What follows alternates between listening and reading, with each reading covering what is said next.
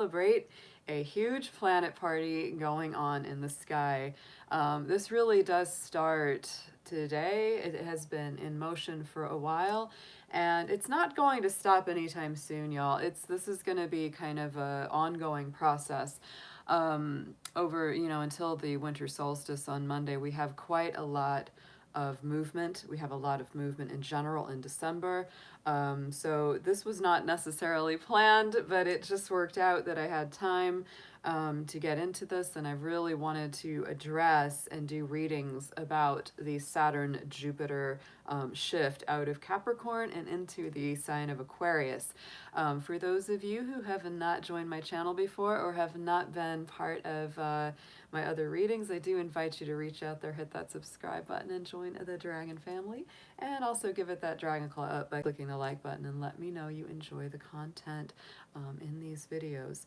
I do run regular monthly readings for all the signs. I do regular live streams for all the signs as well. So I hope you will check out what I do here in my channel. It's a lot of fun and hopefully quite informative for everybody out there. I am an astrologer and a tarot reader both, so I do incorporate into all of my sessions. So if you're looking to learn more about tarot and more about astrology in conjunction, then I am a good fit for you. So let's get into it, guys. This is a very, very strong week ahead.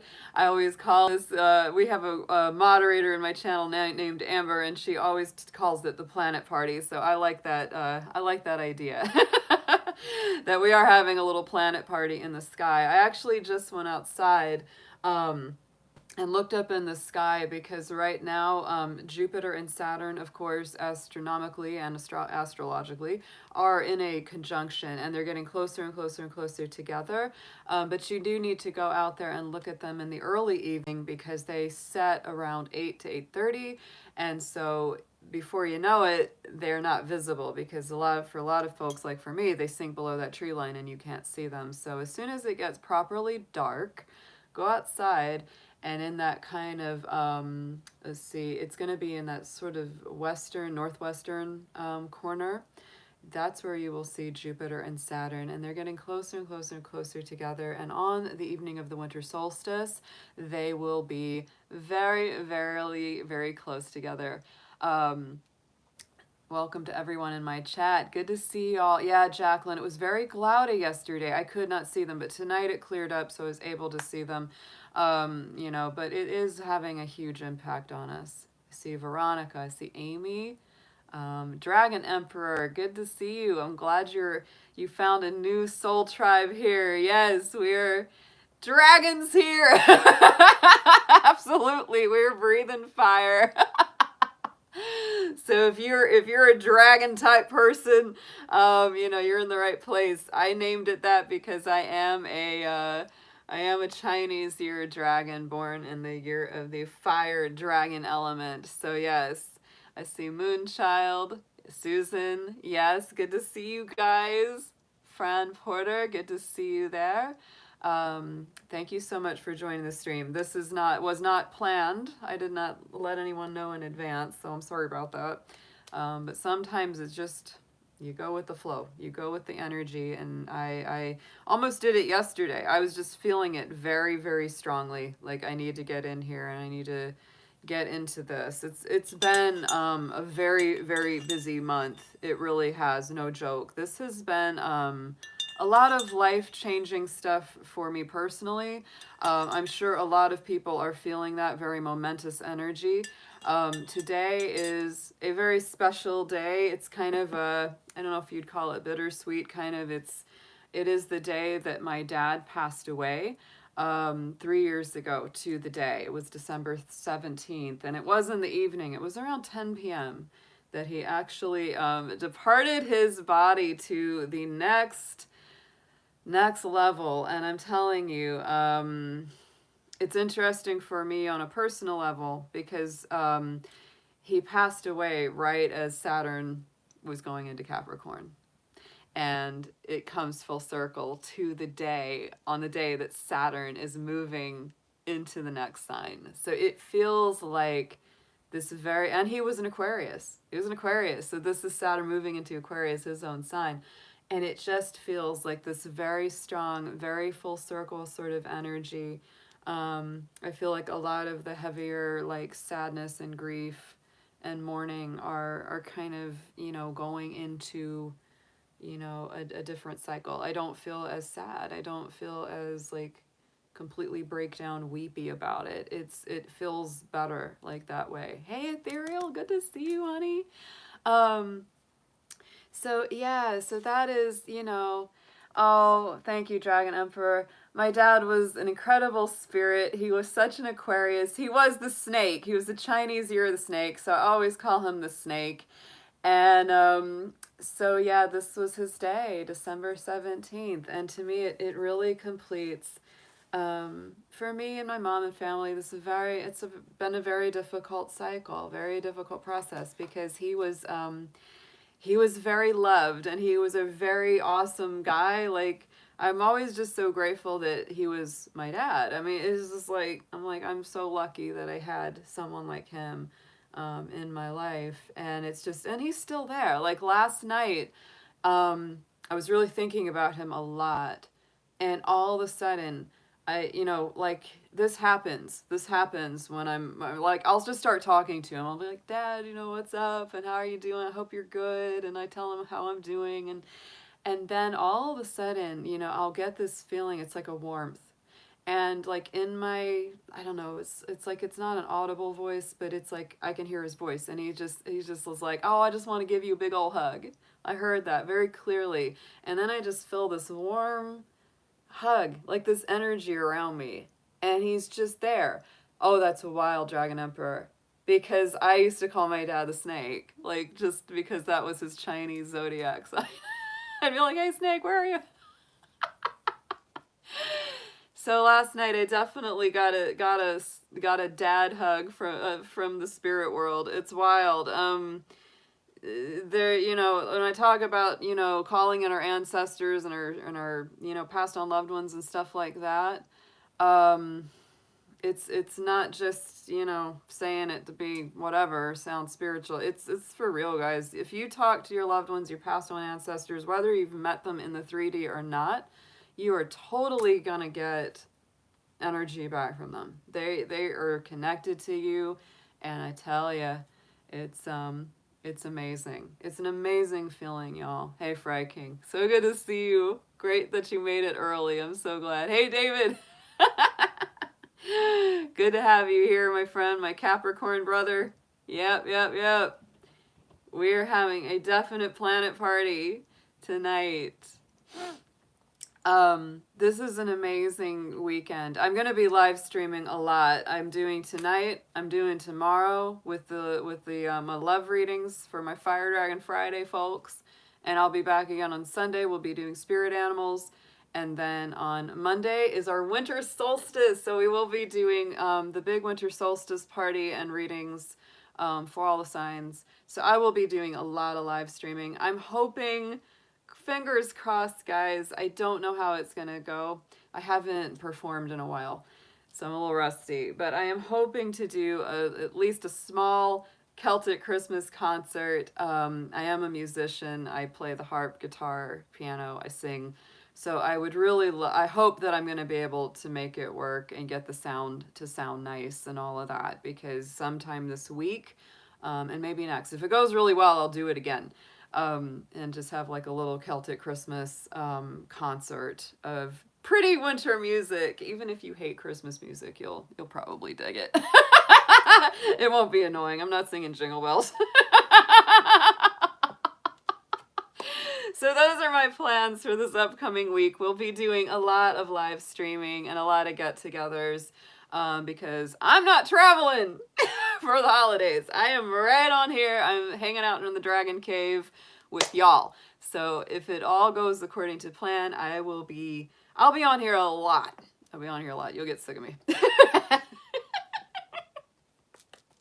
But I won't get sick of you, I promise. Y'all are the best. I feel so blessed and grateful for everybody that's on my channel, everybody that joins my lives. or just comments below, you know, people that can't make the lives. I love y'all so much. And it really does help to get through all this stuff. I had that, you know, the Prince line, dearly beloved, we're gathered here together to get through this thing called life. And that's really what this is, right? We're getting through this thing called life. And when you have folks to do it with and to connect with, that can be very real with you and all that good stuff, it just helps through that whole process. So that's what we're here to do. Each and every day, we're here to get through this thing called life, yes.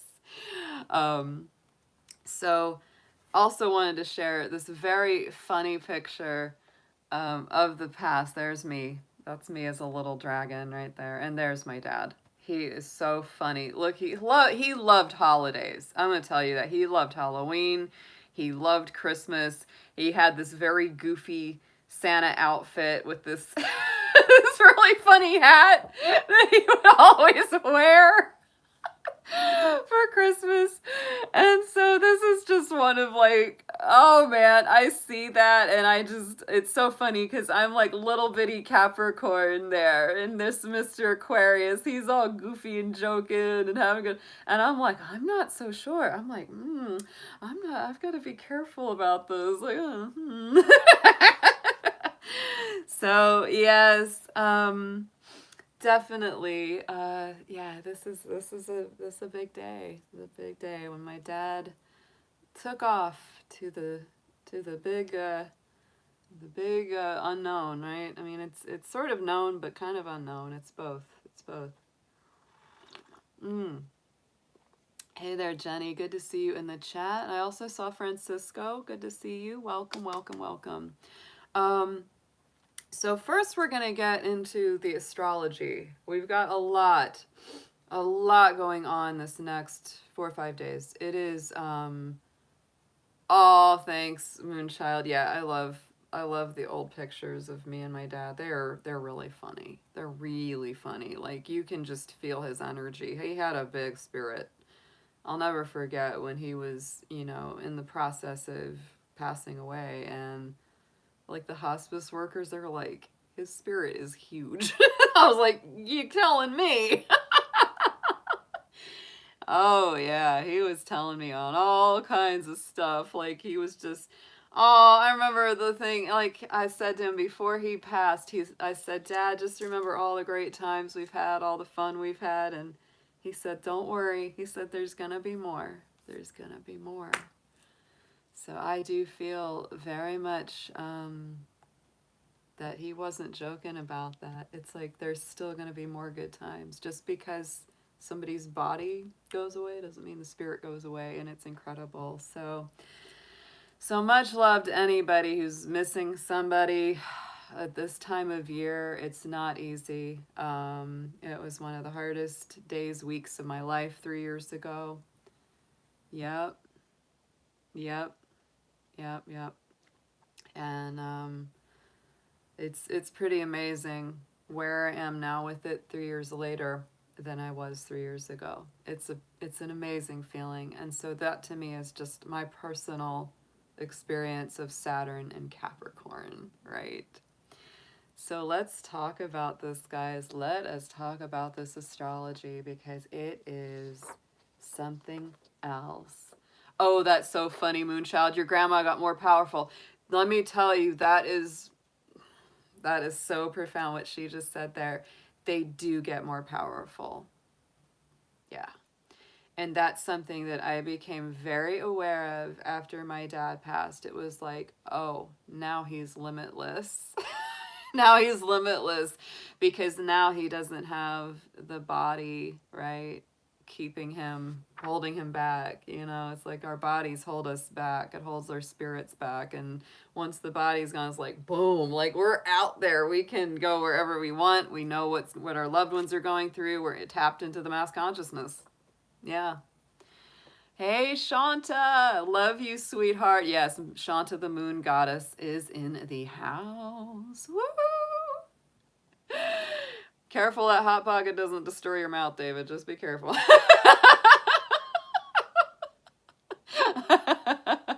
I always think about this, Jim Gaffigan talking about the Hot Pockets.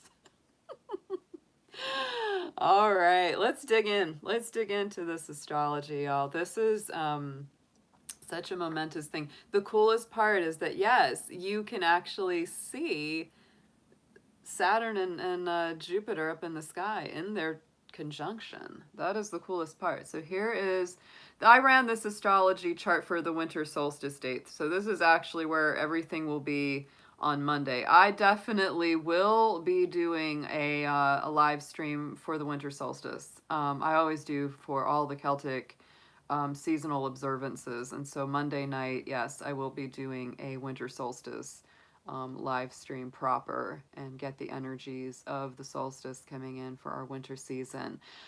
So here we are, guys. This is where everything is going to be as of that day after all these shifts have happened. So today, this is the big one. Saturn has moved out of Capricorn. That was a 3-year transit. It did spend just a little bit of time in Aquarius during part of that because of the retrogrades and directs, but now it is in Aquarius proper. It is not going to leave there entirely for another almost 3 years. So this is another long transit, of course.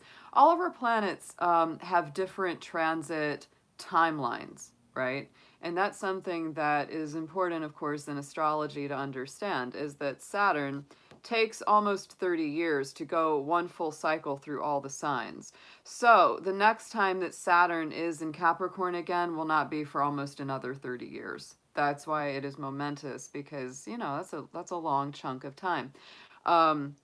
So now it has changed up. The interesting thing about this is that we're still going to be in a little bit of that similar vibration, because in the old days, Saturn was considered the ruler of both Capricorn and Aquarius. And that is simply because the planet Uranus, right here, which now officially rules Aquarius, had not been discovered yet, right? You couldn't see it back then when astrology was in its new beginnings thousands of years ago.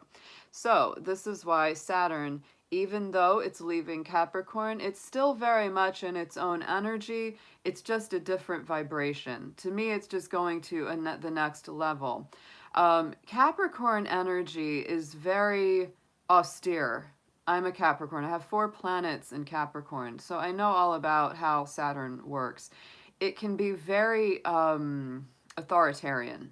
Saturn rules things like teachers, police officers, the military, anyone who's keeping order, your parents, right? Authority figures. That's Capricorn energy.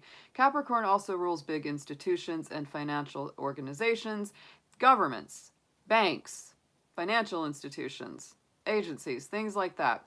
It rules all those things that are very foundational and things that you kind of feel like could never change, right? They feel like they're carved in stone. But the thing that starts to happen, you know, and the thing that has been happening, and the reason that we're seeing so much shaking and moving and grooving in our societal, you know, foundations is partly because good old Pluto, dun dun dun, the planetary ruler of Scorpio, which rules things like transformation and life and death and rebirth cycles, has been in Capricorn since 2007. So we have experienced great transformation and death and life and rebirth cycles in those areas of finance, money, big institutions, authority figures, all of that. It's very, very easy to make the connections between what's happening in the planetary energies and how it plays out on the earth for us. So this is why we've had a lot of that, and that's why 2020 was an extra special, very, very intense and very tough year, because we had Pluto, Saturn, and Jupiter all moving together throughout that entire year in the sign of Capricorn. So that energy is, you know, coming to an end in some ways, but it's going to the next vibration. Now, Saturn and Jupiter will now be, as of the 19th, in the sign of Aquarius. Pluto will stay in Capricorn until early 2024. So we still do have another almost 3 years in that sign, a little over 3 years. So next vibrational energy is taking it to the future. Aquarius is the sign of the future, absolutely. I would say that Capricorn and Aquarius energy act in tandem. Capricorn definitely rules more of those elements of the past. It's a very history-oriented sign. Aquarius is very much a sign of the future and where we're going next. It's unconventional. It's eccentric, often called crazy. It's ahead of its time. It's an electric sign. It is the sign of the mass consciousness, and it rules the elements of freedom, truth, and the universal brother and sisterhood of all mankind. And so that is why Aquarian energy is taking us into a new vibration. And I would say that the way we foundationally structure those things is going to be relayed. It's going to be challenged. Aquarius energy is definitely contrary. You tell them the sky is blue, they're going to tell you it's green just because they want to be, you know, a little different. It's a little bit of reverse psychology with Aquarius, but it is all about liberation. It's about freedom. And anytime you feel like you're stuck in stagnation, Aquarius is always going to be there to shake up the status quo a little bit. They can't resist shaking up the snow globe. They cannot resist doing it. I'm an Aquarius rising. I've been that way my whole life. I've always wanted to shake things up and question systems and question things. Which, you know, can be tough. It can be very tough when you're growing up in a world that, you know, kind of wants to keep things on a basic level. Having an Aquarius influence in your chart can be a bit of a disruptive force.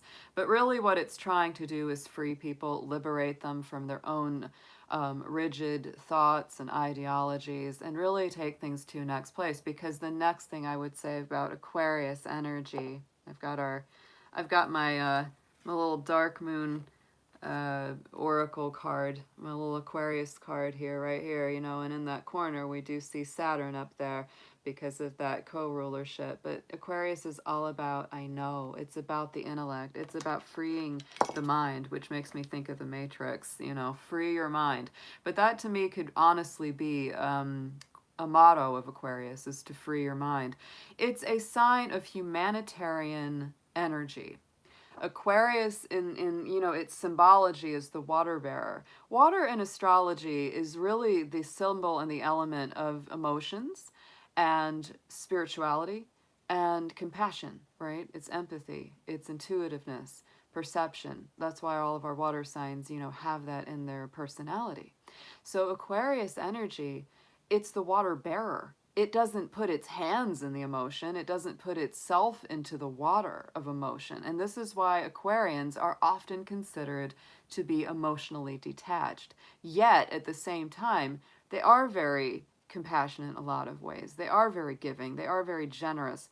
They do want to make a big difference in the world.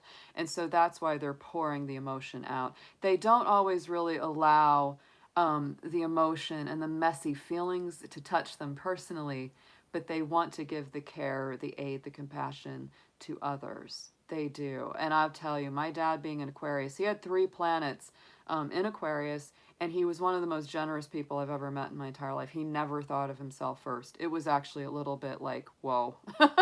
It was on another level. It truly was. It was just like, are you kidding me? Like, Dad, keep something for yourself. And he never, you had to like, make him, you know, because he would not automatically think of himself. He just wouldn't do it. And so that to me is very Aquarian energy. It always thinks of others. It thinks of the whole. It thinks of everyone before itself in general on a high vibration, right? And we know that there's that. There are high vibing planets. There's low vibing ways of it being expressed. But I'm talking about the good stuff. I'm talking about the positives of Aquarius energy. You know, are very much that way. You know, negative Aquarius is just like wants to be contrary just for the sake of itself, wants to cause chaos just for the sake of it, and isn't really trying to affect any kind of really deep change. They're just being difficult or stubborn, and they can be very stubborn. My dad was incredibly stubborn, and Aquarians can be because they are a fixed sign. They are fixed air. So a lot of the time when they get their mindset on something or someone or something, they cannot be budged. It is like, oh, you can't budge. They can't budge them. So the other thing, of course, that's happening this weekend is Mercury is changing from Sagittarius. It is going into the sign of Capricorn. So for the next 3 weeks or so, do expect people to be a lot more pragmatic, a lot more rational, really thinking about the plans for the future. The sun on Monday is moving into Capricorn. That begins our winter solstice. And we will be back for a winter solstice live stream to really dig into that energy a little bit more. So absolute planet party time. We have got lots of planets moving through lots of signs. We've got a lot of things shifting and changing. So today we are definitely celebrating primarily Jupiter and Saturn leaving Capricorn and going into Aquarius. The energy of Jupiter leaving Capricorn is very interesting to me. Now, Jupiter spends 1 year in each sign, so it takes Jupiter 12 years roughly to go through all of the signs in a chart in the wheel. So, you know, this next year is a very strong energy of Aquarius. Luck will definitely be on Aquarius' side, which is very nice to have, because when Capricorn is in your sign, you do experience more restrictions in a way, because Capricorn, let me tell you, it's about restrictions. You have to play the game properly or you don't get to play at all when it comes to Saturn energy. Hey there, Colin. Thank you. Thank you so much. Oh, I'm sorry you're a crabsicle tonight. Oh, Cancers! They need a nice warm beach. We need to get that crab to a warm beach so he can chill out and scud along the sand. That sounds like a better plan.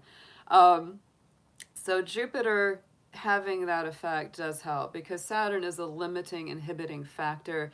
It is a maturing factor. I would say all people with Aquarius energy, no matter whether it's your sun sign, rising sign, other planets you have, that, you know, you're going to be growing up a lot, no matter what your chronological age is. Saturn going through your sign matures you. It really, really does. So that is a big one. The other thing, of course, is that you know, Saturn is here to help us to learn. Helps us to get rid of anything that's not good in our foundation. It helps us to lay a nice, strong foundation. That's very important.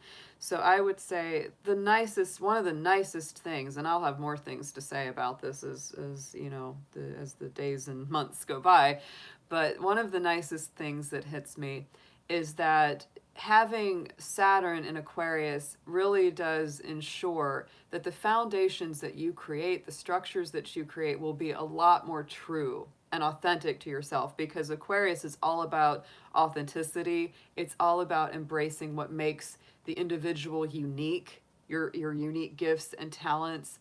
And no matter how weird or offbeat or strange you think they may seem to the rest of the world, it's a good thing, right? It's not seen as a negative. It's never seen as a negative in Aquarian's world to be weird. I've been called weird my whole life. Hello, Aquarius rising. That's the first thing people see about me, is that I'm different, right? And I've never taken it as a negative thing. I've always liked that, being weird or being strange. Even as a kid, I was like, I want to be weird, you know? And that's Aquarius. They don't mind it. They like it. They see this as a positive thing. If someone tells them they're strange, offbeat, unconventional, strange, weird, they love it, because they're like, yes, I don't want to be, you know, like everyone else. I want to be me. I want to be myself. And so that's, to me, really what it's about. It's not trying to be like anyone else or even weird like anyone else. It's just really embracing and being truly yourself, right? Truly yourself and who you are. Now, Colin, I see weird is your home. I'll tell you why. You know, we did your reading. You're an Aquarius moon and you're a Cancer, so the moon sign is very important to you. So Aquarius energy is like your heart and soul. And that's why you would say, yes, I like being different. I don't mind being unconventional. That's why that would be there in your chart.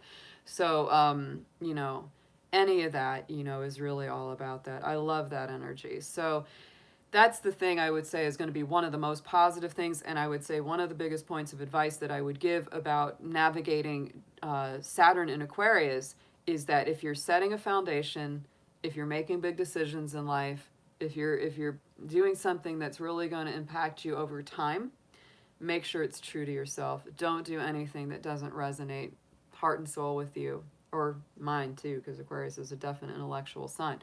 So definitely feel it all the way through and say, that's me. That's what I want. And that's what I want to commit to, because that is something you can live with, right? Saturn's an interesting time. It's very innovative too. I would imagine that in the next 3 years, we may have a lot of new inventions, new innovations in technology, because Aquarius is a very electric sign. It does rule electronics as well. Jupiter being in Aquarius for this next year is very positive. It's a very, very good way to ease us into this new energy, because Jupiter, on the opposite of Saturn, it's not limiting, it's not restrictive, it's expansive, right? So, you know, that's a very nice energy, is that we are expanding our consciousness, we're expanding our awareness that we are all connected, because Aquarius is all about the mass consciousness. It's all about understanding that what we do to, you know, one part of the world affects another part of the world. What we do to our fellow earthlings, all the animals that we share the planet with, it happens to us too. So it's very much that world awareness, that world consciousness, that we're all in it together. That's Aquarius, straight up. We're all in it together. We're not, you know, one to, you know, they believe in really embracing your true authenticity and your unique spirit, but they also believe in everybody getting together to affect positive change on a large scale. So I love Aquarius energy. It is absolutely one of my favorites, because it's a big part of my chart, big part of my dad and who I grew up with. It's very, very higher vibrational. So I'm very excited about our planet party. I did buy a cake. I did. I'm gonna have it later. I did buy a cake. And happy birthday to any of my Sagittarians in the house. This is your last weekend of the year, with the sun moving through the sign of Sagittarius. And we will be transiting out of that on Monday when we enter Capricorn season. So thank you all so much to my Sagittarians. I love you guys. You are wonderful. Never to leave y'all out. All the signs are awesome. I love them all in different ways. So yeah, so yes, we have cake. I know. I bought the fancy Italian cake. I've got the panettone. This thing is awesome. I love the panettone. Oh my god. So anyone, you know, like if you're looking for an easy cake, this thing is good. It's not too sweet. It's almost like it's sort of like a fruit cake, but not crappy. It's not a crappy fruit cake. It's a good fruit cake. My mom's been buying those for years, and I saw that. I was like, getting it. It's a big celebration week. So let's go. Yeah, it's very good. Oh my gosh. It's a good cake, because it's not, like I said, it's not super sugary. I don't like super sugaries. Hello, damn dreamer, or dreamer. Good to see you, brand new here. Love it. Shanta, I like that. But hey, you know, I hung this sign up. I don't know if it's true, but I like the sentiment. Christmas calories don't count.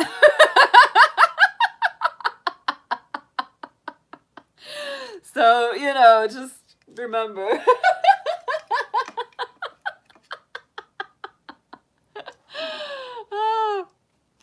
All right, so I'm excited. We're going to get into some readings for all the signs. We're going to just be looking at a little bit of what everyone has been experiencing with this Saturn transit, what it has brought to you in the past, what it's going to bring to you in the future, all that kind of stuff. I love it. This is my jam, y'all. It is. This is like the stuff that gets the astronomy, astrology geek in me just all.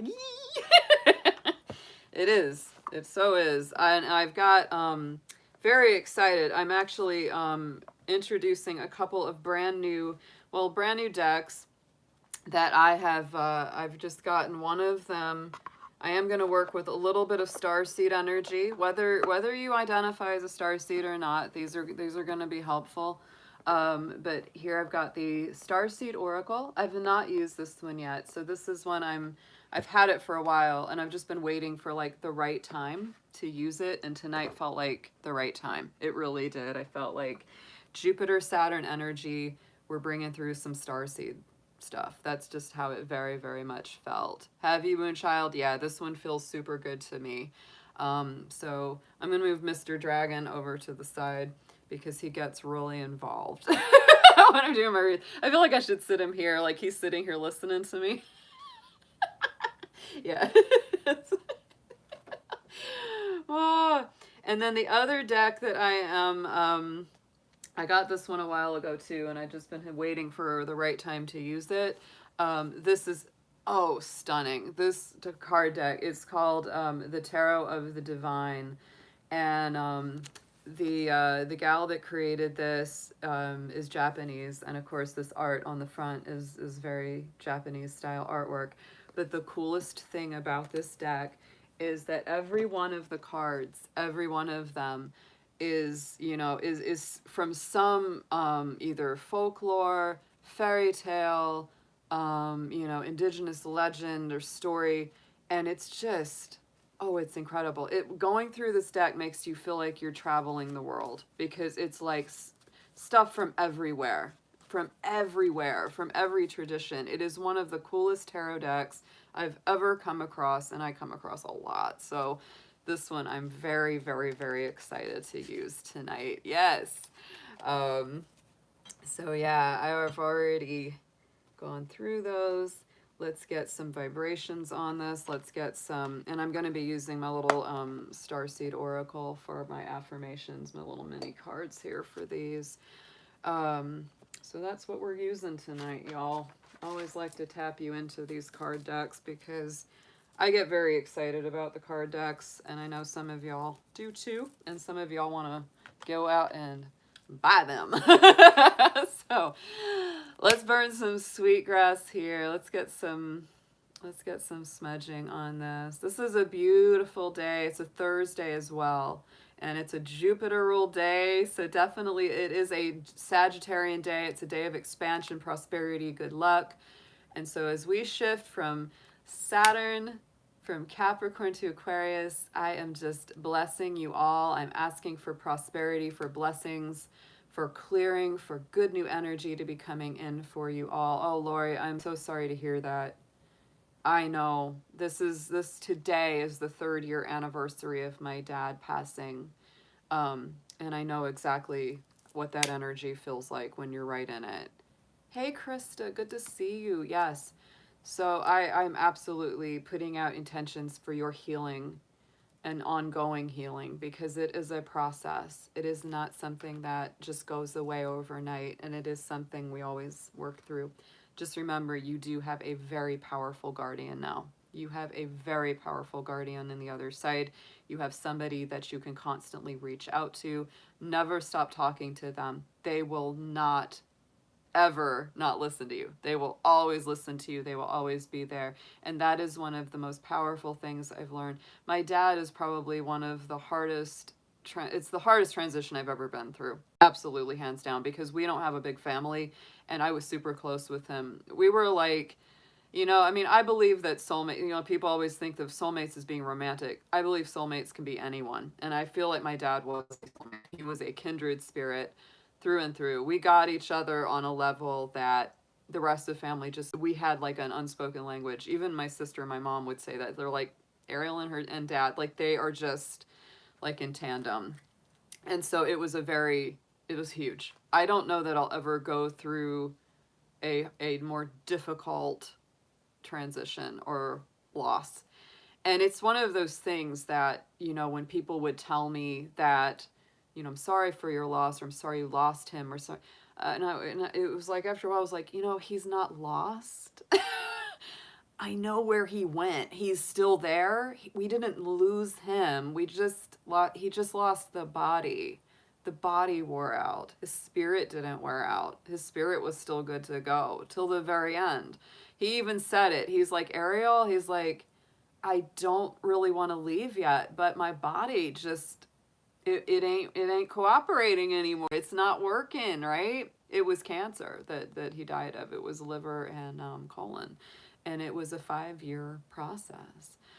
He did great with it, but I'm telling you, eventually it will get you. Something will all get us in the end. None of us are immortal, right? You know, we're all going to make that transition. And I believe that death should not be scary and it should not be taboo. And I think that in America, we just don't handle death very well. I think in a lot of other cultures, they really don't see it the same way. And I don't think that, you know, in America, it's like we have the funeral and then everybody, except the family, except the people that it hit, they all sort of forget about it. And it's like, we don't forget about it every day. And I think it's so healthy to talk to your ancestors, to talk to your loved ones. So don't ever stop. Like for Lori or anyone here, it doesn't matter how long it's been, we still feel it, right? It doesn't matter if it's been, you know, 3 days, 3 years, 30 years, we're always gonna feel it, right? And it's like I feel you, Lori. It's like I was saying earlier, I'm so grateful that my dad was my dad. I'm so grateful that I had that time with him. And of course, I would have loved to have more time. He was only 75. He wasn't even that old when he passed. He didn't even look that old. And his doctors even said, they're like, you're too healthy to be this sick. What is going on? You're like ready to go. So yeah, yeah, they're always with you. 444, Moonchild. Yes, that's a sacred number. That's a very sacred number, Moonchild. Thank you for bringing that one up. Yeah, that's my dad with his fried chicken. He was a Southern boy through and through. He loved to cook. He loved to cook. He loved food. He loved being in the kitchen. There he is at the Georgia Tech football field. That was his place. That's, you know, that's where he grew up. He loved it there. He was just, that was him in his element. Him with his chicken in the kitchen and him at the Georgia Tech. It's just, that was him. That was his energy. Oh my gosh. Yeah.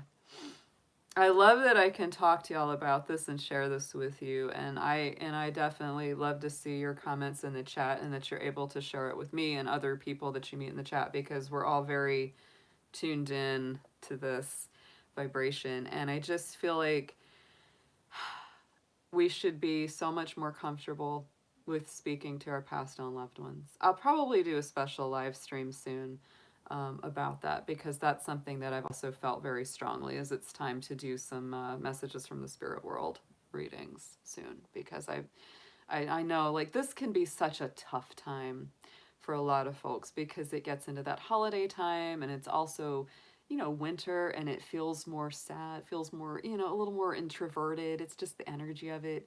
And so there's a lot of, you know, it's just, that's the time when it hits us a little bit more, because we think about being with our family. It's funny. And I think about like when my dad was, you know, still living in his body. It's funny. It's like, I don't think in terms of him being alive or dead. It's like, so it's sort of like he's always been alive. He's still alive. So, but the thing that was so funny is he lived, his two biggest influences were his grandparents, because his father, in my dad's own words, was insane. And he used to say, somebody should have shot my dad because he was crazy. No, he did not have a good relationship with his own biological father at all. And it's really funny to me how, in spite of that, like he became this amazing dad, because he had a really rough childhood. Both my parents did. So it's pretty amazing survivor energy, and he didn't pass down that cycle of abuse to us. Wow. I mean, it's just, but those were his big influences, were his grandparents. And of course, those were my great-grandparents. I never met them because they were, you know, long passed on before I came on the scene. And so, but that's someone I really tap into, is my great-grandparents, because I know what a big deal they were to my dad. And I feel their energy through him.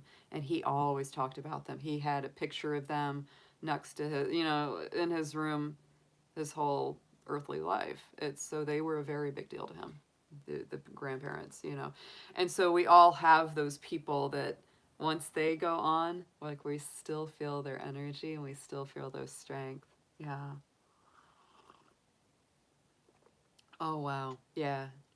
It's awesome, and I just appreciate you, like Lori and anybody who's sharing in the chat. I just appreciate y'all so much for doing that, because the more that we can talk about it, the more that we can be open about it and free about it, and cry whenever you need to, laugh when you need to. Any of those emotions, when you honor them and they come up, they just get easier. They get easier. They do.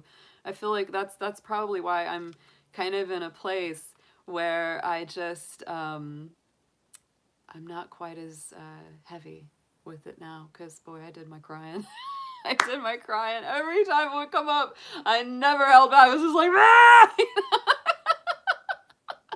Don't hold back, you know, don't hold that back, you know, cry it out when you do. Yes, I love my Sagittarius cup. Soon I will be changing over to a Capricorn cup, but I absolutely dig the Sagittarian cup that I got. I love it. I love it so much. This one's super fun. It has all the like, has all the stuff, all the qualities and the stuff on it. So yeah. Well, I'm glad to have you here. Oh, Queen Lexalise. Oh, sweetie, I will be doing my Fire Dragon Friday tomorrow, and I will be that'll be general love readings for everybody. And if you want to get a deeper personalized reading, then it would be, you know, book a actual one-on-one session with me to get deeper messages. But thank you so much. Thank you so much. Same with me, Damn Dreamer. Yeah, yeah. Absolutely. Yeah, my dad was very spiritual. Very, very spiritual. And when he was passing away, like he said, I know that I'm going to be, you know, with all of my ancestors and all my people that I've always wanted to meet, and he's like, I know that I'm going to be there. He knew very clearly. He was like that life was eternal. He knew. He knew that he wasn't like dying, right? Oh, you can send me an Aries mug if you want. You know, I actually did just get an Aries cup. I found one, so I'm ready for Aries season. I need a Pisces cup. I don't have a Pisces one. All right, guys. And what was her name? Let me remember. Queen Lex. Come back tomorrow. I'd love to see you here for Fire Dragon Friday. I start that at 8 p.m. Eastern Standard Time. Yeah, and I always do love reads for all the signs. So yeah, definitely join us again. I'd love to see you. I haven't seen you before in the chat, so thank you so much for the super chat and the blessing, and thank you for joining us. So let's go ahead and get, okay, we already did our smudging, so let's ground a little bit. I'm going to start with an Earth fork, then I'm going to do the Saturn fork, and then the Jupiter.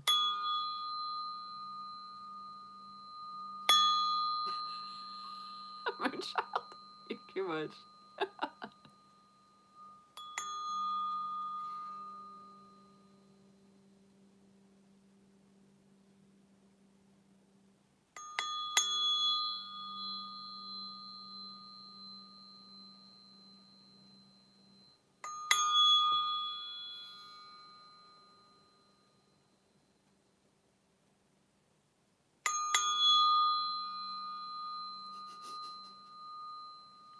That's right, Denise, we're supposed to be grounding. Yes.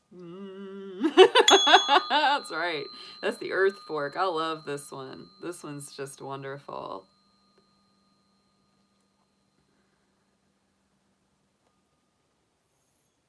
All right, and then we're going to get Saturn. Ooh. That's our vibration today, is Saturn coming through into the sign of Aquarius. Wow.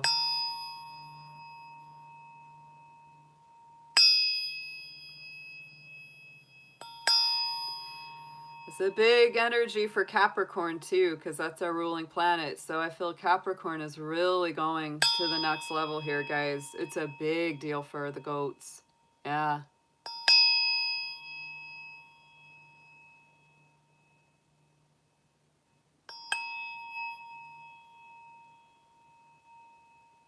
That is such a cool vibe. I love it. All right, and then we are going to finish with the energy of Jupiter. This is where on the 19th, just a few days, on Saturday, Jupiter joins Saturn in Aquarius.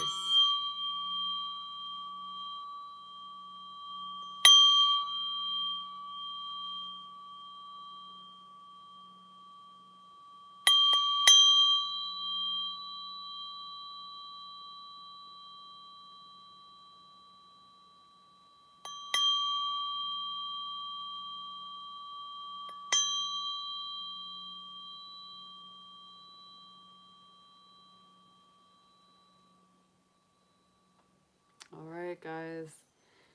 I feel like, you know, this is some historical stuff. I know there's a lot of historical precedents being set by these energies. So I'm just going to go, I think it's best probably and easiest for Jacqueline when I do them in order. So we're going to do them in order. We're going to do starting with Aries. Yeah. I love that. Yeah, it feels so good. All right. So we're starting with Aries. So Aries, this is, you know, your own energy. You know, what you will be feeling is going to be in the 11th house, you know, because when you do a read, you put the sign on the cusp, you put it on that rising sign cusp. And so this is going to be all about your energy. Let's start. I'm going to start with a starseed card for you, Aries. This is going to be activating your 11th house universally. Very, very strong with that. So I would say that Aries is going to be feeling even more prompted to embracing that mass consciousness energy, really finding a way to make a difference in the world. Those will be very much a focus for you. Aquarius is a good vibration for you too, Aries. You're leaving a hard square with that, you know, this Capricorn planet's coming to a full cycle stop. And it's changing up to the sextile alignment, which is a lot more opportunity, doors opening. You're going to definitely feel that, especially for my early Aries. If you're in those early degrees of Aries in your sun sign or other signs, you're really going to feel this one. So let's start with a starseed oracle card to get an overall theme for what you have been experiencing through this transition.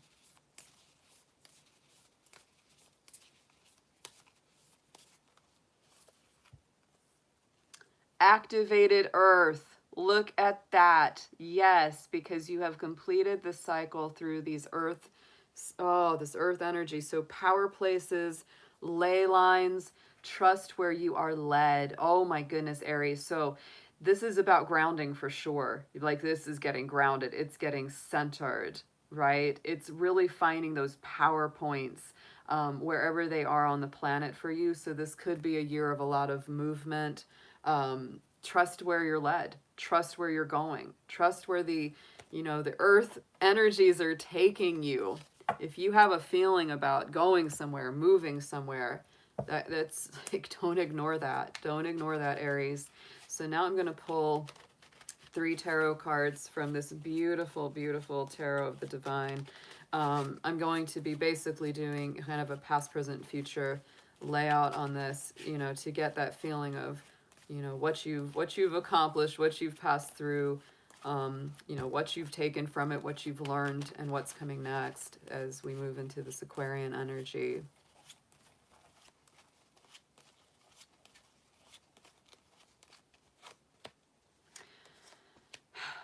Look at that. Oh, okay. So strong. So Aries, check it out. This is what this past cycle, this Capricorn energy has helped you to embrace is your own spirit, your own fighting spirit. There's your Emperor card.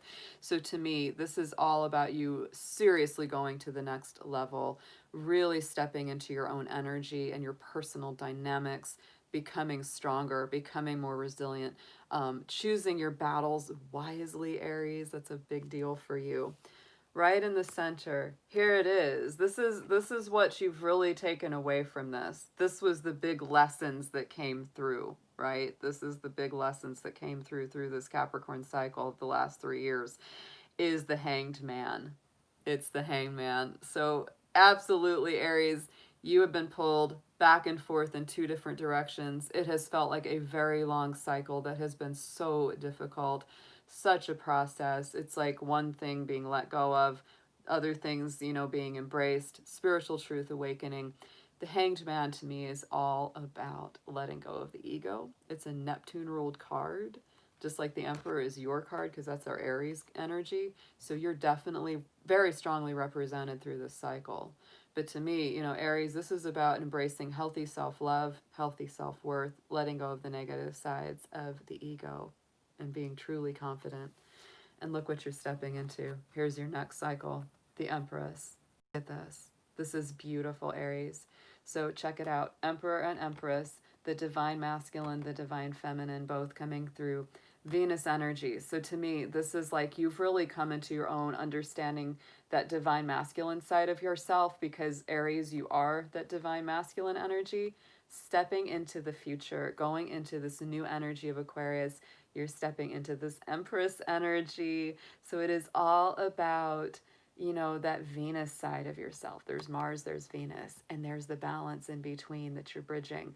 I think it's going to make so much sense. So much sense. Yes, this in this deck, like I said, every one of them is a different one. I can't remember the one that's for the Emperor, but I know like the Hangman is like the Sleeping Beauty, and the Empress is the Virgin de Guadalupe. Yeah. So every one of them has a really deep like saint or mystic or fairy tale figure, or yeah, it's this is the coolest deck ever. You would love it. But yeah, Aries, this is you really stepping into the balance of Mars and Venus, the masculine, the feminine, you know, really getting that yin and yang balance between yourself, and really coming into a more peaceful place where you're not fighting your destiny so much, right? It's, to me, that's very much what this is about. So let's get an affirmation on this. This is beautiful. This is absolutely gorgeous right now. Oh my goodness.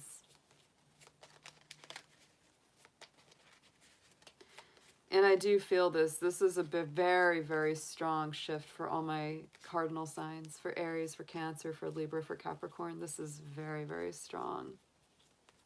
Yeah, Krista, this deck was very inexpensive. This deck was just, oh my gosh, I can't recommend it enough. The Tarot of the Divine, I think I got it for like $13 or $14. It was amazing, an amazing deal. Yeah, so for the for the Emperor, that is King Arthur. Yeah, King Arthur from Great Britain, the Celtic legend. So yeah, there's a really beautiful connection with all of them. Hey Yu, good to see you in the chat. So Gaia is your affirmation, and I love that because Gaia is that Mother Earth energy, and the Empress to me is Mother Earth energy, right? Connect to the pulse of Mother Earth. She will guide you through this time of change. Aries, let me tell you, y'all are stepping into a very grounded time of manifestation with this Saturn-Jupiter shift into Aquarius. We have the Earth energies and elementals. We have our Empress. There's our Earth Mother. And as your affirmation, you have Gaia coming through Mother Earth's energy. So to me, you are stepping into a more feminine exploration of yourself, and you coming into a time of great manifesting and great creativity. I love this. This is like giving me chills. I love it. Oh my gosh. Yeah. I knew these would be good. I knew these would be good. I'm like all excited. Can't help it. All right. Yeah. It's so beautiful. All right, so let's get into Taurus. Let's see what Taurus has for us.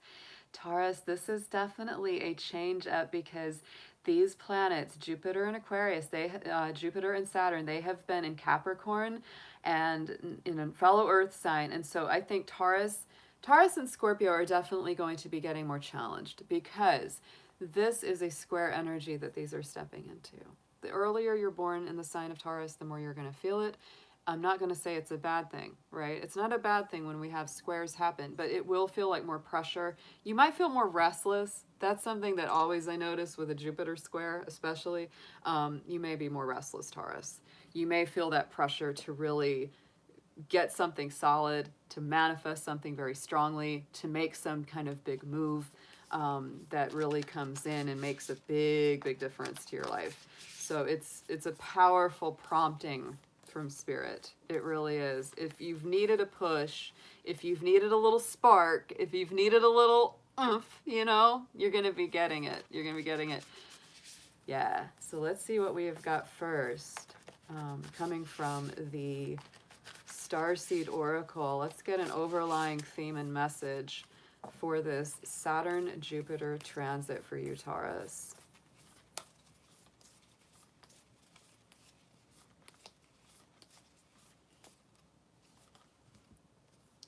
Look at that. Oh my goodness. star family. Talk about finding your soul tribe. You're part of a team of souls. Call and support.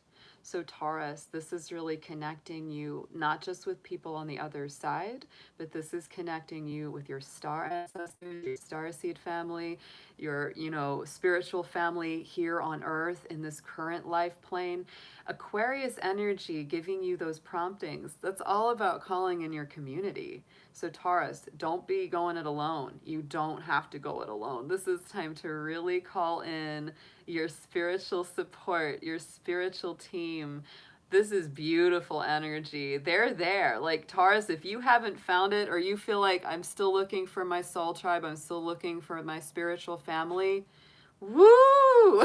The next year to 3 years as Jupiter and Saturn transit through Aquarius here is going to be on fire. If you haven't found them yet, you're going to find them. If you already have, you're strengthening those ties and you're going to be going to the next level with them, and you're all going to be helping each other ascend. That's the feeling I strongly, strongly get with this. All right, Taurus, let's get into the tarot.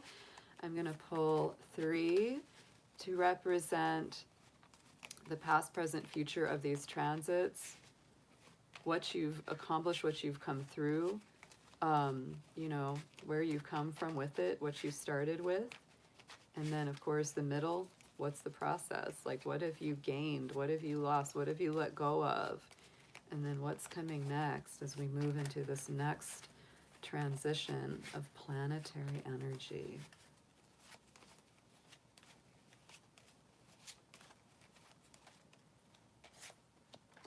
Ooh, yes. Yeah. Queen of Cups is the first one. So this one, Taurus, to me, there she is. This is Yamaya in the Yoruba tradition. I love these cards. Have I mentioned I love these cards? But this is, to me, very Scorpio energy. It's also very Pisces, very Cancer. It's very watery. So to me, this has been a very emotional year. Very emotional year for you. You've really been feeling this deep, deep, deep in the heart and soul. And I think as a result, it's helped you to start honoring your feelings more, to listen more to your intuition, to listen more to your perceptions. Maybe not to share those perceptions with just anyone, because the Queen of Cups is selective about who she shares her emotions, her wisdom, her thoughts, her feelings with. So it's very much a year, or 3 years, really, this last 3-year cycle of really learning to honor your inner emotions and feelings. Right in the center, here we are, the next transition, right? You've been making a lot of emotional moves with this Knight of Cups, right? So both of them are cups. It's been a very emotional transition. And this is something you've really kind of let go of, is partly having those unrealistic expectations of other people or in love, and learning to discern what emotional offers to give or to take, right? It's like, where do I feel like with this connection of the Queen of Cups and the Knight of Cups, to me, this is really about learning and having more foresight about who do I offer my love to? Who do I offer this cup of love to? It's very, very, it's very nice, because I feel like what you've really gained from it is learning who's worthy of your energy, who's worthy of your heart, who's worthy of really being in that inner sanctum, right? And making those adjustments accordingly. So going into this next level, here we go, 5 of Cups. So Taurus, to me, this is that classic mourning, grieving, letting go of the old pain, letting go of the old wounds, the 3 of Cups that are spilled, getting over that cycle. But the 2 of Cups sitting here on the shore, they're still full. They're still there. All hope is not lost. So to me, Taurus, this next, cycle of Saturn and Jupiter in Aquarius is all about letting go of the things that are meant to be gone, of grieving and releasing, and then saying, hey, turn around. These 2 cups are right there, and I'm gonna get those. Those, by the way, are the 2 cups of soul connections, good love relationships, healing love relationships, and healing the heart. These are all in cups for you, Taurus. They're all cups. So it's been a very, very emotional cycle. I think it will continue to be an emotional cycle as we go through, but it will be on a different level, because I feel like you've learned a lot about yourself and your own emotions and your own perceptions. And you are demanding better people. That is why the Star family card is coming through, because you're not interested in aligning to people anymore that you don't feel that very strong soul connection with, right? That's what it is. You don't feel like, it's like, if I'm not really connected to you in a profound, meaningful way, I'm not going to offer my cup. I'm not going to offer everything. I'm not going to put all of my investment into that. And Taurus, you all are about those investments, because you are an earth sign. You are. And the ones that make you feel grounded, the ones that make you feel good. Yeah. So let's see what we've got in the affirmations for you.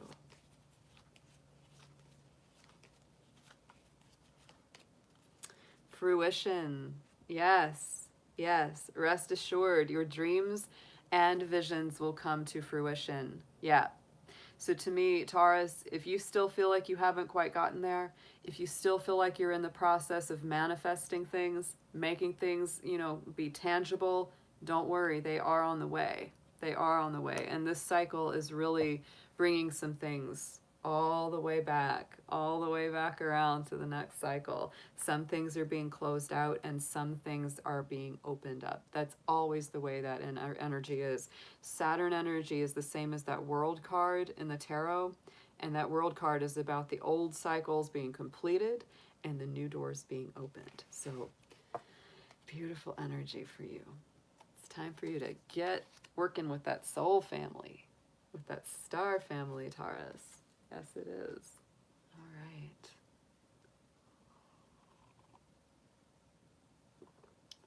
Up next, we've got Gemini. All right. Our little twin stars. Yes. Now, Gemini, I will tell you, this is a transition that puts you in a very, very nice place of power. And it really does lighten the energy for you as well. Gemini, that Saturn and Jupiter energy for the last year to 3 years has been in your universal 8th house. That is the Scorpio house. It's very intense. It's very heavy emotionally. It's very deep. And Gemini, you're a light air sign. I'm just not even gonna play. You don't like things to always be so heavy. You like things to be a little more light, a little more fun, a little more upbeat, a little bit less like, ugh. So Gemini, you will be happy to know that as Saturn and Jupiter this week going into Aquarius, that is really lightening up the energy for you, because these are fellow air signs. It's moving from that intense 8th house to that much lighter, much more extroverted, much more gregarious and outgoing and adventurous 9th house. That is a wonderful place for it to be. I would say that a lot of things that might have felt stalled out or slowed down for quite a while are going to be starting to move forward again. You will feel the energy both of things being very boundless, but also needing to be serious and get some things really manifested at the same time. So let's get into your reading. Let's see what we have here for the Starseed Oracle message. Let's get one for Gemini, the overlying theme, the overlying feeling for this transition of Jupiter and Saturn into Aquarius.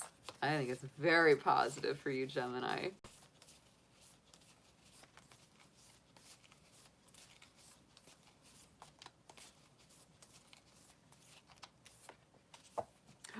Ooh, the blue flame.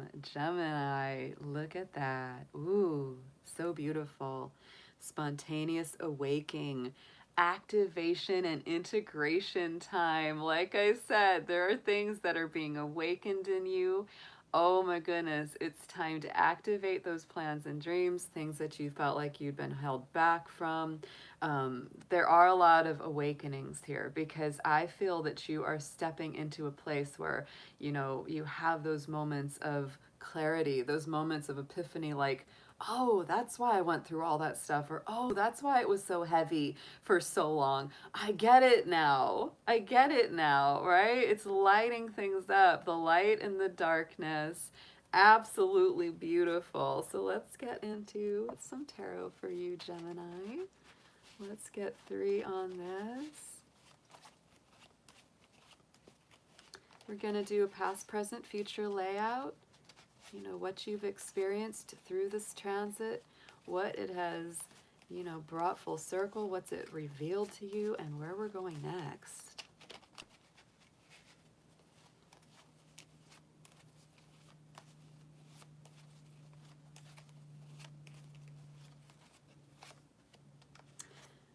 See this. Oh my goodness. Oh, Gemini, I'm telling you, we've got the Emperor starting out. So I do feel like there it is. It's like the positives about the Emperor, right? It's Aries energy. So it's like this is something that you really needed to get in touch with. You needed to get really in deep with your own identity, with who you are, with what makes you tick, with what makes you you. That's really where you came into this transit, right? When it was going through Capricorn, that's where you were.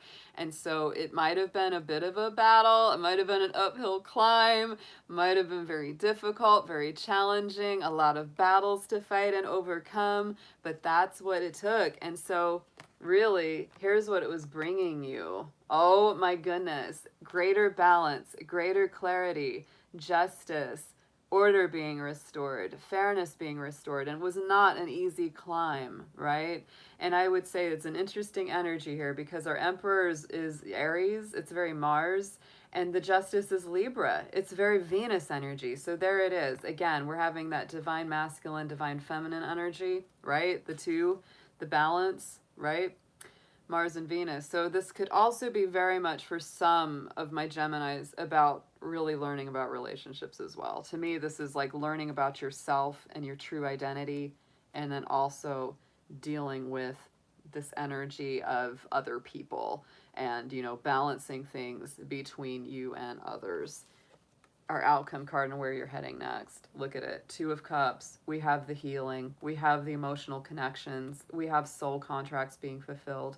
We have a lot of heart healing. So I do feel that there is something that's really shifting for you. I feel like this last 3 years for you has been this huge process of fighting a lot of your own battles within, really understanding yourself deeper, getting into the balance between you and them, right? Understanding me, understanding you. How do we bring it together?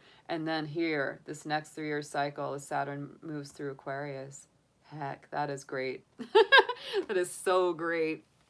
2 of Cups, the soulmate, the soul healing, the heart healing, finding the one you're meant to be with, finding the one that you really, and you know, I love this card, and that's why I love this deck. This deck is amazing. So the thing about the 2 of Cups in this one, this is from Sumerian mythology, Enkidu and Gilgamesh. The 2 of Cups is an ideal relationship that has faced difficulties. Gilgamesh was a tyrant until Enkidu was created to be his equal in every way. Through their initial meeting was rocky, they came to love each other very much as opposites who complete each other.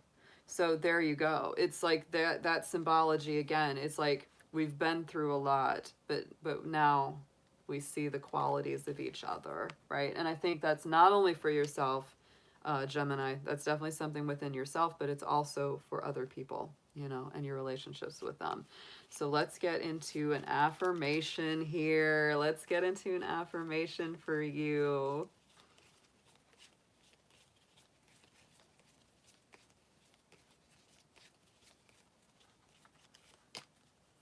Free spirit. Oh, Gemini. And I do believe that your spirit is going to feel so much freer. Oh my goodness, as we go into more air energy. To be a free spirit is to float without walls, to fly without judgment, and to love without conditions. And I really do believe that that's what you've ultimately learned in this equation, is how to love without conditions, Gemini. And you are the twins. You are the duality, right? And it's really learning to love both sides of yourself so that you can love and accept both sides in other people as well. Yay! This is a good reading for Gemini. I love the readings I've been doing for Gemini lately. They've been rocking. They've been awesome. They really have. Yeah. All right. Mm-mm-mm.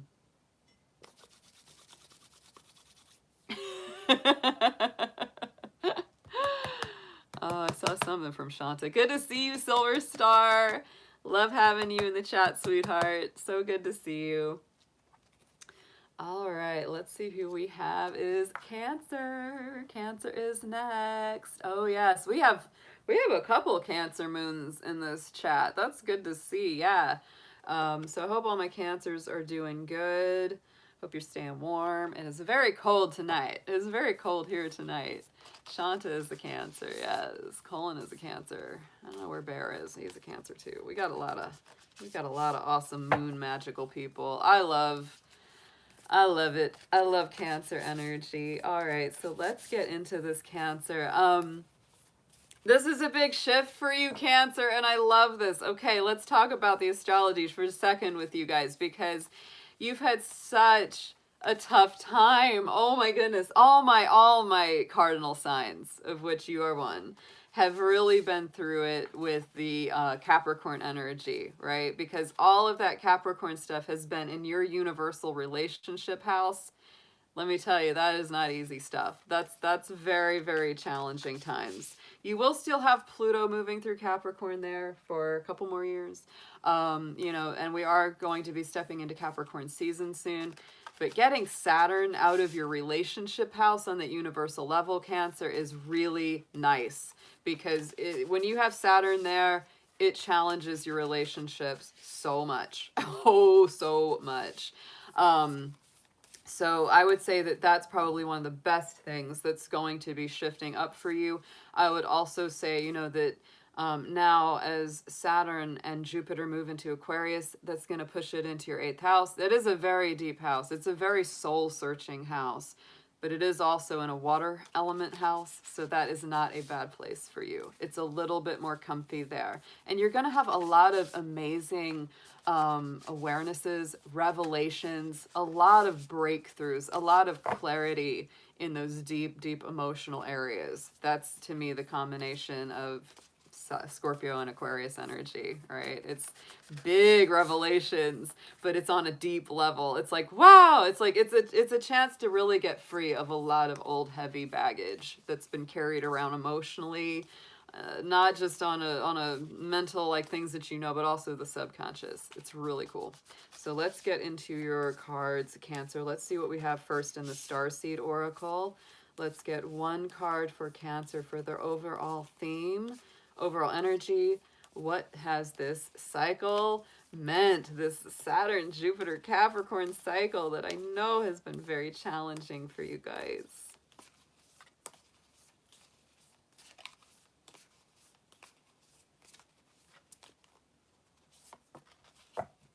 Jump in. Oh my goodness. Yes. Look at that, Cancer. Check it out. Andromedan energy. So you're definitely connecting with your starseed family, with your galactic family, adventure. Say yes to change. So Cancer, things are definitely shifting up in a big, big way. And like I said, it's not just on some small level. It's on a big level. It's on a galactic, energetic, universal, interconnected level. I love it. Yes.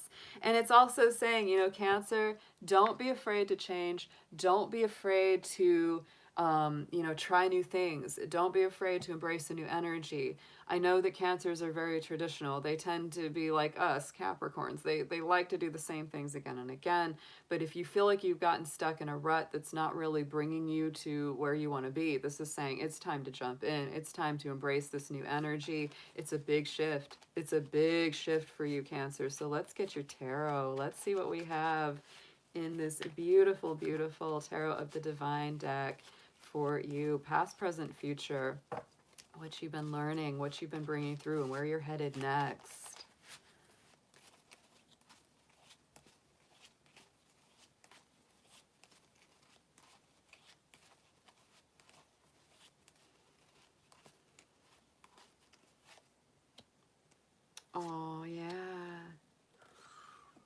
Look at that. Look at that. Oh my goodness. So check this out.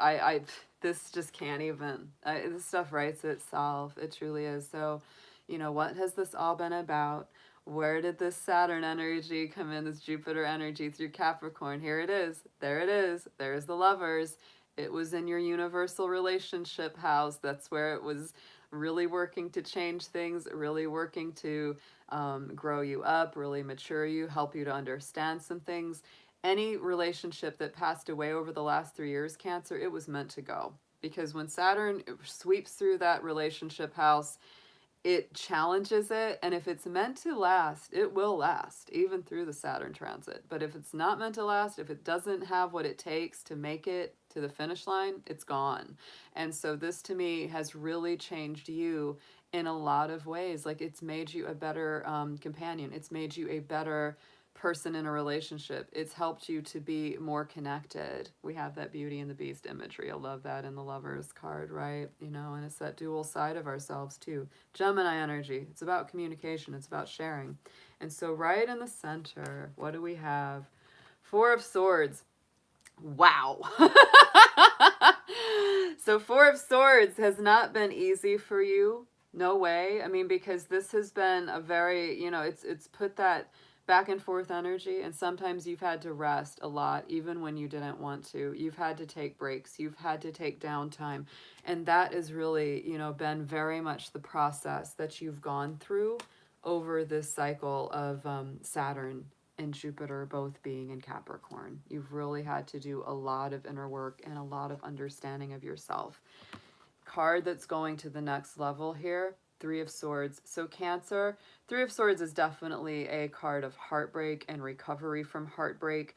So I don't take this as a negative at all. What I feel very much is that this cycle of Saturn has made you very aware of your needs, your wants, desires, who you are in a relationship, who they are in a relationship, what you offer to each other, and how to make it better. If a relationship came to an end during this last 3-year cycle, it was meant to go. It was meant to teach you something so that you could level up for something even better. The Four of Swords, this is what it's really required of you in the middle, is all about rest, taking the mental breaks, not overthinking things, right? That's a very strong energy. And to me, this Three of Swords, Cancer, it's all about pulling those swords out of your heart. It's about no longer staying in that energy of heartbreak. It's time to recover from the heartbreak now going into the future. That is very much what's going to be addressed, because now all of that shift, all of that purging, all of that detox, it's all coming to an end. It's all coming to an end. You don't have to be put on hold anymore. It's time to let these swords go, babe. It's time to let them be released. And I know it's tough. Cancer, just like Capricorn, has a very long memory, but I would say Cancer has one of the longest emotional memories of the Zodiac. And so they have a harder time. When something hurts them, it can just hang on and hang on and hang on. And so that's why this is coming up to me, because this is freedom from heartbreak. This is release from heartbreak. And so Cancer, the things that have really broken your heart, the things that have really leveled you emotionally and spiritually and really caused those deep wounds, it's absolutely time to release them. It's time to let go of them. So let's get an affirmation on this, Cancer. This is a beautiful, beautiful read. It's such a strong energy for me about your personal relationship dynamics, and really you making them better in so much of a way and learning from them in a very, very deep way. This can also be recovery from anything that has just set you back in any way, not just love, not just romance, right? This is all kinds of dynamics. So your affirmation is Earth Guide. Your sacred calling upon this planet is to simply love and be loved. And that's what you have been learning. That's what it's all about, Cancer, is loving and being loved and feeling that flow, right? Feeling that flow of reciprocal energy, instead of being in a limiting kind of relationship that you may have been in the past. Ooh. We got deep for Cancer. We got deep for you guys. Oh my goodness. Woo! Woo! my goodness. And thank you so much for that super chat, Amy. I appreciate you so much. I appreciate that. If I don't call you out right when you give a super chat, guys, it's just because I'm in the reading. But as soon as I'm done, I'll always say thank you for that so much. I appreciate it, darling. All right, let's see who's next is our Leos. Our Leos. Yay. Oh, hey Laura Z, good to see you. Oh, you're so good. I'm glad you understand, Amy. All right, so let's bring a little warmth and fire into this chat. Here we go with our Leo family, our beautiful lions and lionesses. Now, this is definitely stepping up into a different energy for you, Leo. Oh my goodness. So Saturn and Jupiter this week leaving Capricorn, moving into Aquarius. That puts that energy into your universal relationship house. If you happen to be a Leo rising, it will be in your personal relationship house transiting. So it's definitely, I would say, leveling up your relationships. Your relationships will probably be challenged through this next 3-year cycle. But if they're meant to be, they will last. This is a testing energy, right, for that. But I would also say if a relationship is going quite well and you don't experience too much challenge to it, then it just means it's really meant to be, and it's very solid and it's very strong, and it'll be very, very lasting. So let's get into your reading, because you know those planets are leaving your universal 6th house of Virgo. So I would say that's a very positive change for a lot of Leos, because having Saturn for 3 years in that universal 6th for y'all, that could have really challenged your health. You may have had health issues, maybe things that were very hard to get rid of, or you know, figure out a solid diagnosis on. So I would say that a lot of that challenge to your health and your personal energy and vitality are coming to an end. It's very, very nice. All right, let's get into your cards. Let's see first what we have from our Starseed Oracle. We're going to pull one card starting out for Leo. Let's get your major theme, major life lessons, major energies that this big planetary shift has brought through and is bringing through for you.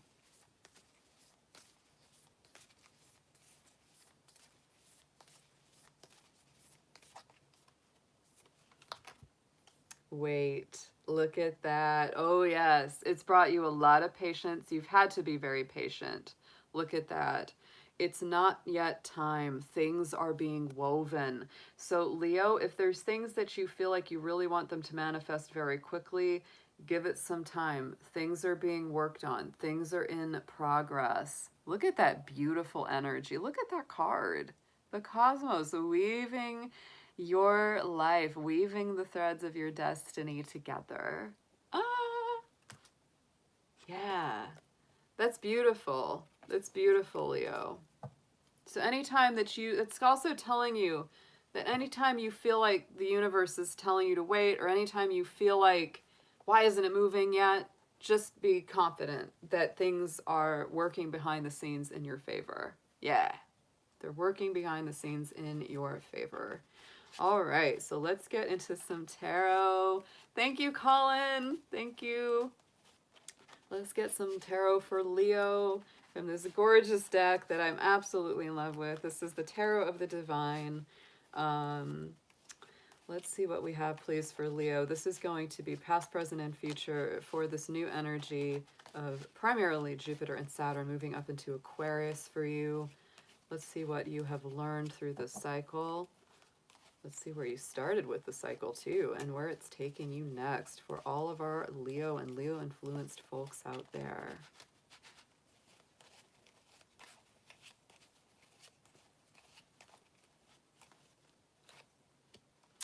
Wow.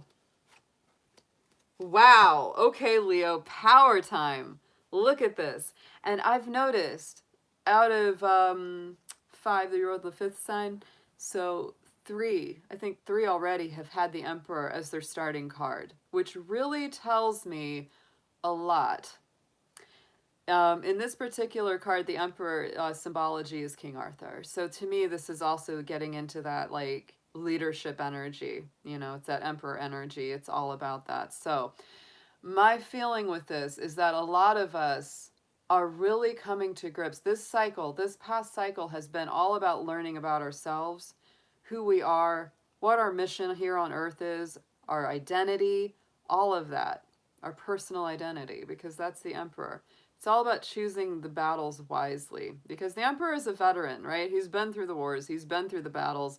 He knows that, you know, it's not worth picking that fight every time. It's not worth having that fight or that argument every time. And so I feel like we're really learning a lot about ourselves, about our ego drives, our ego consciousness, all that kind of thing is coming up in there very, very strongly. So I would say that Leo, this is all about you. And Leo, you are a heart-ruled sign. You are such a heart-ruled sign. And so it's like really understanding where your heart's leading you, listening to the heart, and really letting it guide you better, not second-guessing it so much. Right in the center, Ace of Cups, Leo. So this, again, this is to me very, very strong blessings from spirit, blessings of emotion. Could be really good relationships that have come in and out of your life, or maybe someone or something that's really influenced you very, very deeply. But to me, this is really what this cycle has been about. Even if it didn't always feel like it, Leo, that's what this cycle was really, really gifting you with, was a spiritual awareness. Even if it was just tapping into the divine and really developing your spiritual life more, right? So look at our outcome. Look at where you're going next. I am floored by this, and I love it. Ace of Swords, Ace of Cups, Ace of Swords. So to me, you're being gifted through this. Great gifts of spirit, great gifts to the heart, and again, huge victory outcomes. Huge victorious outcomes. A lot of clarity, mental clarity, finally seeing things clearly, things that were really cloudy suddenly being revealed to you. This is big Aquarius energy, big air sign energy on that that Ace of Swords. And that's where we're going. That's where Jupiter and Saturn are moving, is into Aquarius. So this next 3 years are typified by this Ace of Swords. Wow. Wielding that sword. Look at that. Wielding that Emperor's sword. Uh-huh.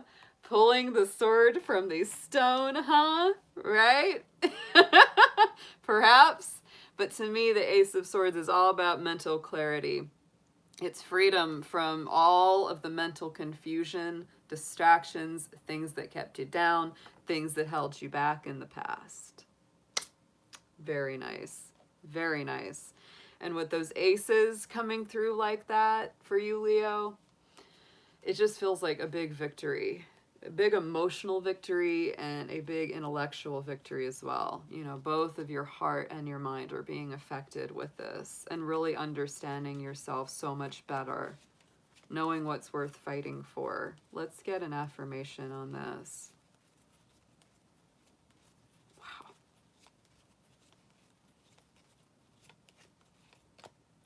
Love. Yeah, there it is. There it is, Leo, and you are so much about the heart. Absolutely. Live your truth and share the love that is in your soul. That's what I was saying. Live in your truth, being truly yourself. Share what's in your heart. Share what's in your soul. That's the Ace of Cups. And I think that part of this, because this is kind of like that, what did you learn? What did you get from this? It's like you've learned that anyone that's told you, oh, you're too sensitive, Leo, you love too much, you love too big, you give too much, you've realized, wait a minute, it's not me that's wrong doing that. It's the rest of the world that's not generous and loving and overflowingly warm. That's what's wrong. Don't stop loving with a big heart. Don't stop being Leo, because we need people like you in the world. Yeah. That's what I'm saying. And I'm sticking to it. We need our big hearts. Dragons have big hearts. We do. We're fiery. Dragon is the Aries energy of the Chinese cycle. Yes, yes, yes. I saw some saw something about dragons coming up. I think Fry King was asking about the dragon thing. Well, the dragon thing started for me when, you know, I realized I was a dragon. When I realized I was a dragon. Yes. See, because we will get into the Chinese lunar astrology soon. I have plans. I will be doing the readings for the Chinese New Year. That will be coming up in February, I believe. But the thing about that is, you know, it's a lunar rulership, right? So it's a little bit different. The Chinese New Year always starts the second new moon after the winter solstice. So because that's why it's called the Lunar New Year, because it's based on the lunar shift, not the solar shift. And that's why it's a little bit different every year. So if you are a Capricorn or an Aquarius, you need to know the exact date of when the Chinese New Year ended and started. Otherwise, you'll have it all wrong. See, because when I was growing up, I thought I was in the year of the snake because of those darn Chinese restaurant placemats that'll say, here's your year. And my year was the snake year. So I always thought, okay, I must be the snake. But then I realized, I was like, wait, something's wrong here. Then I got a hold of the real info, and it turned out that when I was born, the year was still in the dragon, right? It was still the dragon year. So if you're a Capricorn or an Aquarius trying to figure out your Chinese sign, definitely look at that particular year's lunar cycle, because it's going to be a little different. Sometimes it changes as soon as January. Sometimes it waits quite a while into February. So that was my story of when I went, oh, I'm actually a dragon. That makes sense. When I found out that snakes only have to eat like once a week or so, and I'm like, wait a minute, I get hungry a lot more than that. And I'm sprouting wings and horns. What's going on here? Mm-hmm. Same, Krista. Rabbit, tiger. Yeah, because it's right on that crossover, and you're a Capricorn, so that's why. Yeah. Uh-huh. Yeah.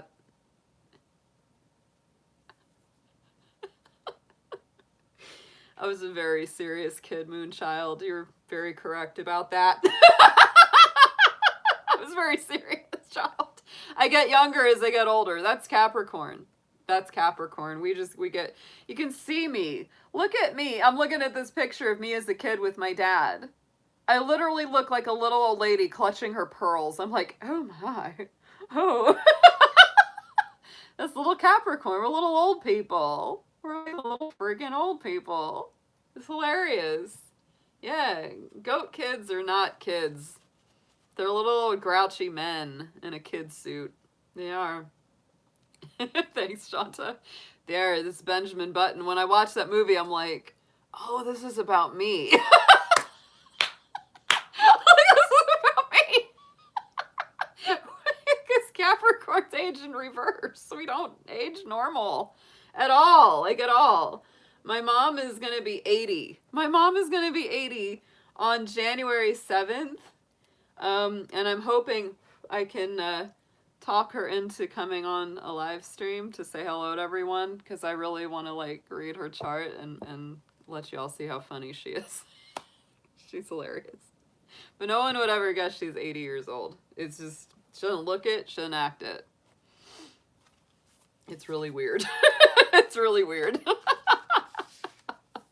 I have a very, very unusual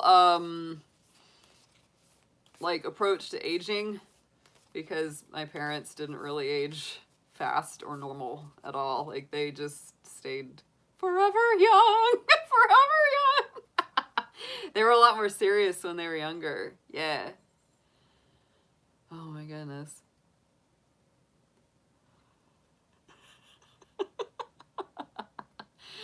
I would love it. I would love it. Yeah. So anyway, no, I'm born in the Chinese dragon year, and I'm also born in the hour of the dragon because the hours of the day shift through the Chinese lunar cycle. And so I was born not only in a dragon year, but also in a dragon hour. So I am very, very fiery. Very fiery, very dragony. It's sometimes good, it's sometimes not. All right, so let's our next reading. We have Virgo in the house. Yes, woo, Virgos. Virgo's, you're a sign that's really going to a next level here too with this Capricorn energy. I'll tell you. And it's in a good way. It's not like it's going from a easy aspect to a hard aspect. It's going to a very, to me, an interesting, interesting aspect. I wouldn't say it's necessarily negative or positive. It's sort of in between because Aquarius energy for you, Virgo, it's one of those odd alignments that isn't, one way or another. But to me, the reason I like the Virgo Aquarius energy dynamic is because both of them are very much about helping and healing the world in some way. That's what I love. Yeah. So let's get into it. So Virgo, this would mean that, yeah, that'll be Saturn and Jupiter moving from your 5th house universally to your 6th. And that is putting it in your own house of Virgo. So to me, that is a beautiful feeling. That is a beautiful feeling because that is your own house. And it's a very detoxing, very cleansing, kind of purging energy, which you're all about, Virgo. So I would say over this next 3 years, it's really about laying good foundations for your personal health, really being very much yourself and tuning into your authentic expression. Anything that you do to express yourself and be yourself on a very truthful level is going to be very helpful for you. So let's get into your first card. Let's get a Starseed Oracle card for you, Virgo. Let's look at your overall theme, what's been going on with this cycle, this transit, and what you brought through with it, what you've really gained from it, and where it's taking you next.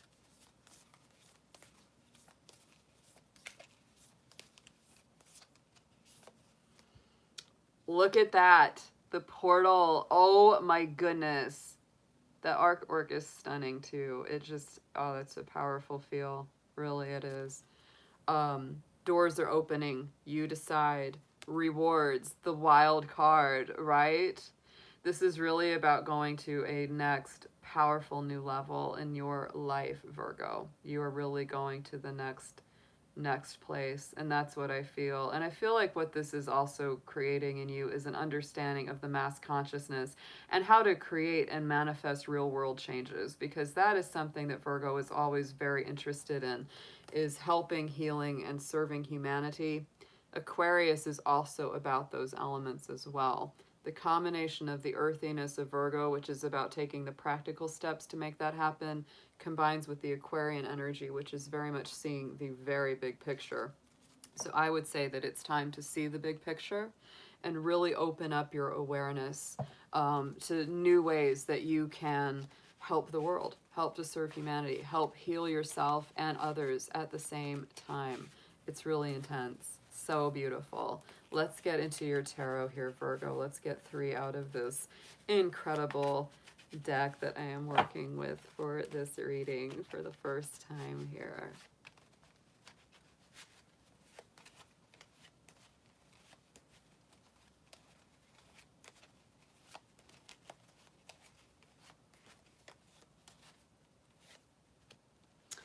Ooh, yes. Like it. All right. So 9 of Swords is what you'll really come through with. This is what this Capricorn, Saturn, and Jupiter were all about for you. Oh my goodness.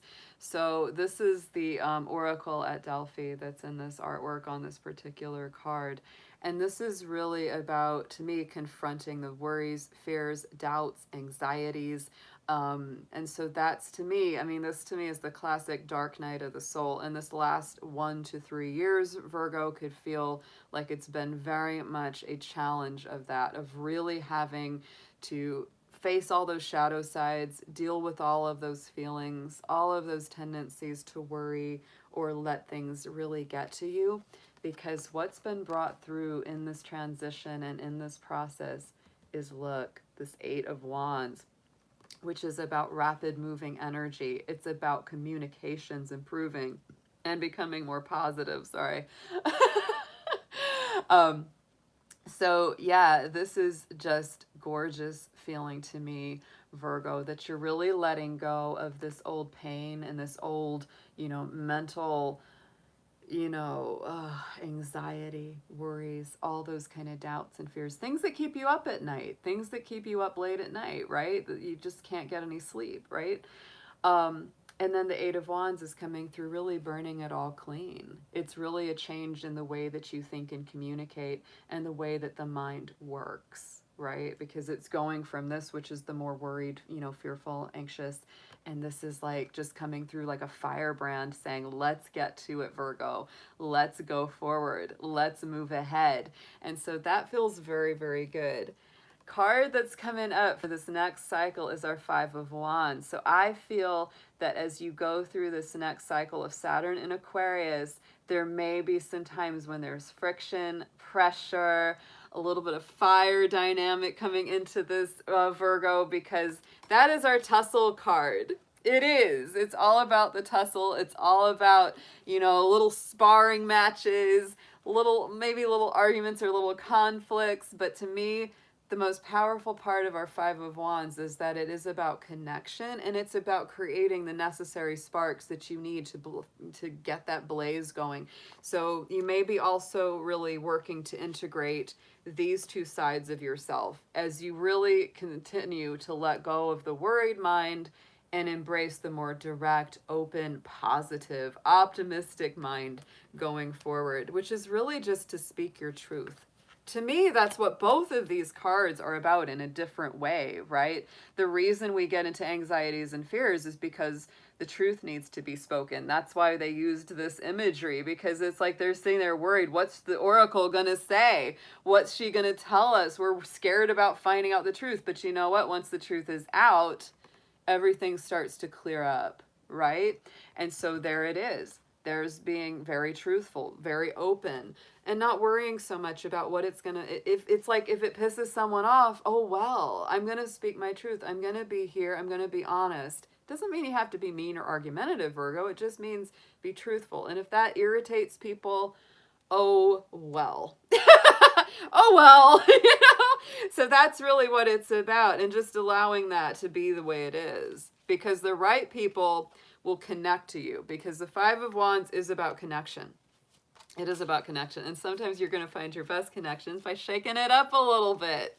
That's really it. You're going to find your best connections by shaking it up, by moving some things. That's what this Aquarius energy is bringing you to your more authentic self. So let's see what's your affirmation. I just got this message, shedding off the old way of thinking. Shedding it off. That's what it is. All right, so let's get an affirmation on this for my Virgos.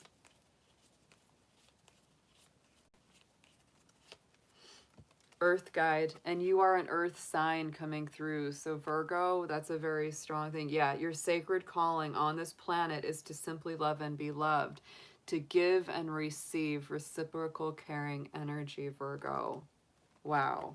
Yeah, that's what this feels like. That's what this feels like to me. You're going to the next level. Step through that portal, Virgo. Let the old worries, old anxieties and fears be done with. Step into the next place of light. Step into the future. That's what it's about. All right. Oh, all right, let's get into our next sign. It's going to be our beautiful Libras here. Here we are. There is our Libras in the house. Hope my Libras are doing great. You are definitely one of the signs that is benefiting the most from this Jupiter-Saturn energy, because just like for let's see, who is it? Who is the other one that it's doing that to? It's moving from a square to your sign to a trine. Oh my goodness, Libra, you are one of the biggest beneficiaries of this Jupiter-Saturn cycle getting out of Capricorn. My early degree Libras are going to feel this the most. Like if you're a September Libra, you will really, really be feeling this energy in a big way, because it's really kicking the lead out. Oh my goodness. It's going from that 4th house to the 5th house.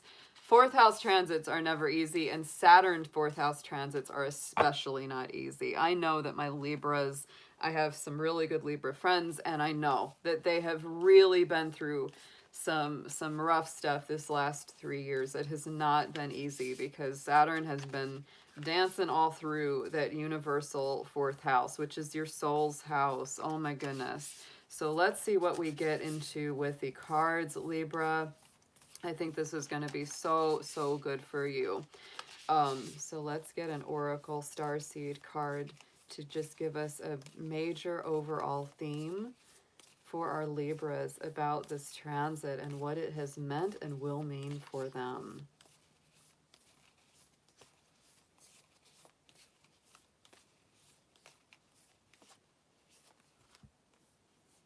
All paths lead home. Oh my goodness. And that is the house that this planetary transit has really affected for you, Libra, is the house of the home, the 4th house.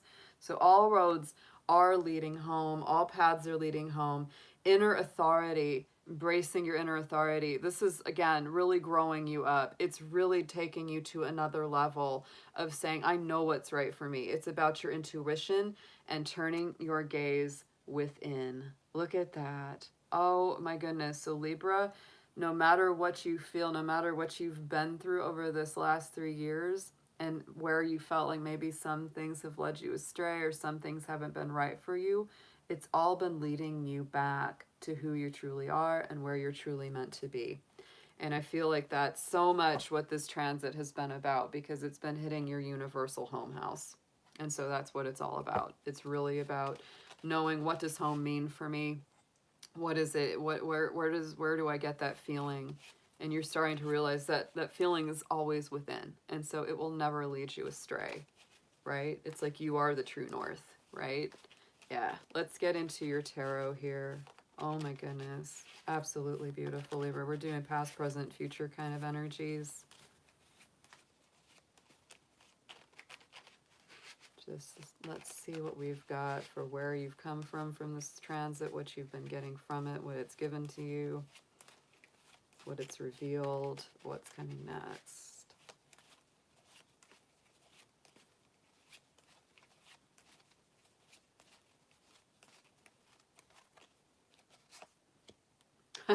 Yeah. Don't I know it? Don't I know it? Oh my goodness. Yeah, this is what it's felt like. This is what that Capricorn energy has felt like. I think again and again over this last 3-year cycle for you, Libra, is this Tower. Every time you felt like you built something up, it's like it kept getting knocked down. A lot of old foundations, a lot of old structures, a lot of family dynamics getting changed, sometimes letting go of them entirely, sometimes really having to kind of rewrite the script. Oh yeah. Oh yeah. We got our Rapunzel imagery there in the Tower, of course. There it is, you know, let down your hair and all that. It's Mars energy. The Tower card is Mars. So it is about action. And I would say that a lot of that action has been more recent. You know, during the second half of this particular year, it's been like just clean sweep. Clean sweep, because this has been that dynamic of Libra and Mars dancing back and forth, right? So right in the center, we have got the Knight of Wands. So this has been really what it's been bringing you, what it's been teaching you, is to kind of keep it moving, Libra, and kind of keep it going. Don't get stuck. Don't get stagnant. Don't get too attached to any one thing. You've got to keep it moving. You've got to keep it going. To me, this is definitely an adventure card. It's definitely a card of breaking through old barriers and old limitations. It's Sagittarius energy, learning new things, going to find your personal truth. That's what this is very much about. And it has. I mean, it's revealed many, many truths about ourselves to ourselves. And look at this beautiful card that's coming out here at the end is our Page of Wands. Yes. So to me, it's a brand new life that's coming forward here for you, Libra. No doubt about that. Page of Wands to me is that Aries energy. It's a lot of fire. It's a lot of fire for you. We got Mars, we got Sagittarius, we got Aries energy all here on the board. And it's all about getting to a place of new openings, new awakenings, all of that. New life. To me, Page of Wands is all about return of joy, right? The return of like fun. Like, remember what that was? To just have fun, right? Kind of important.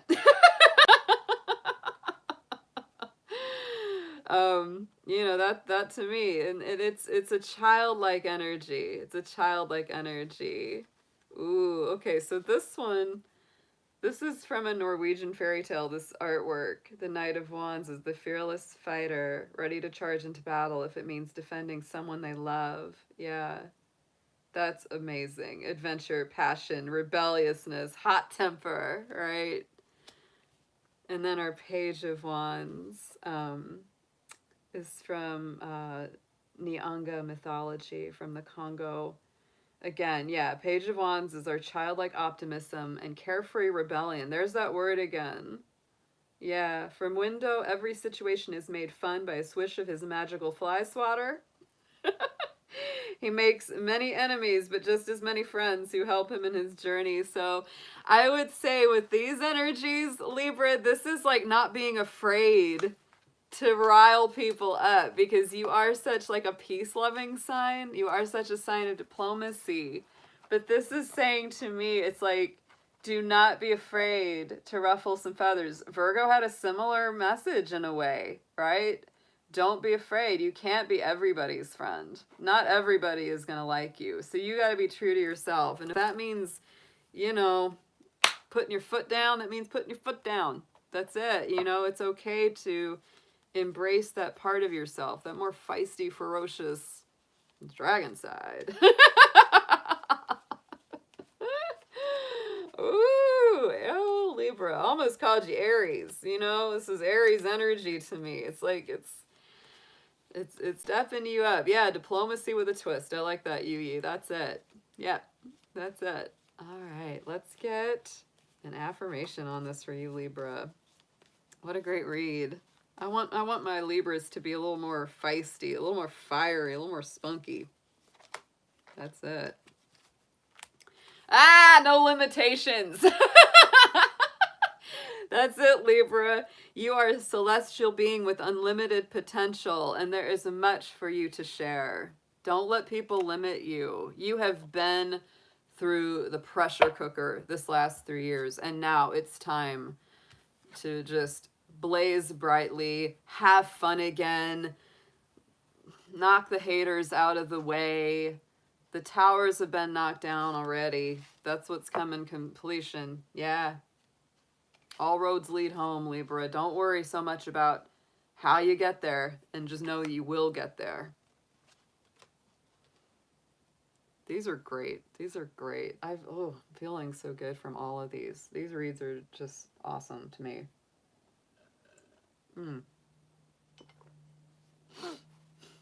Yeah, we're going to IKEA to decorate your new tower. Libra will love that.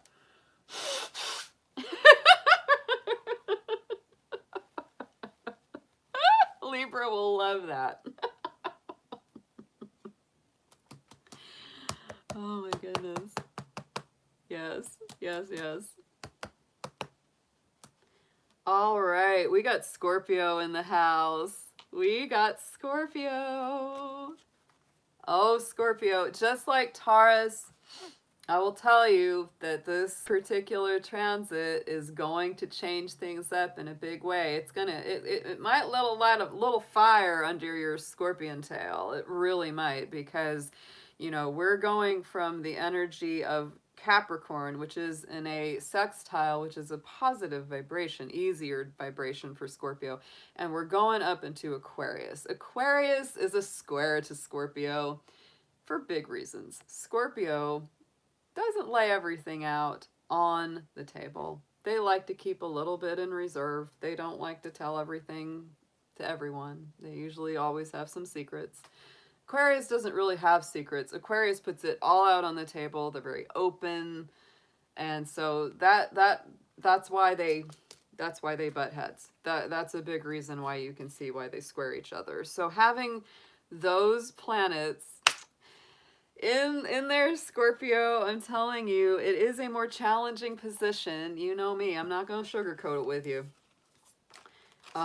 You're getting ready to go into that Saturn 4th house transit.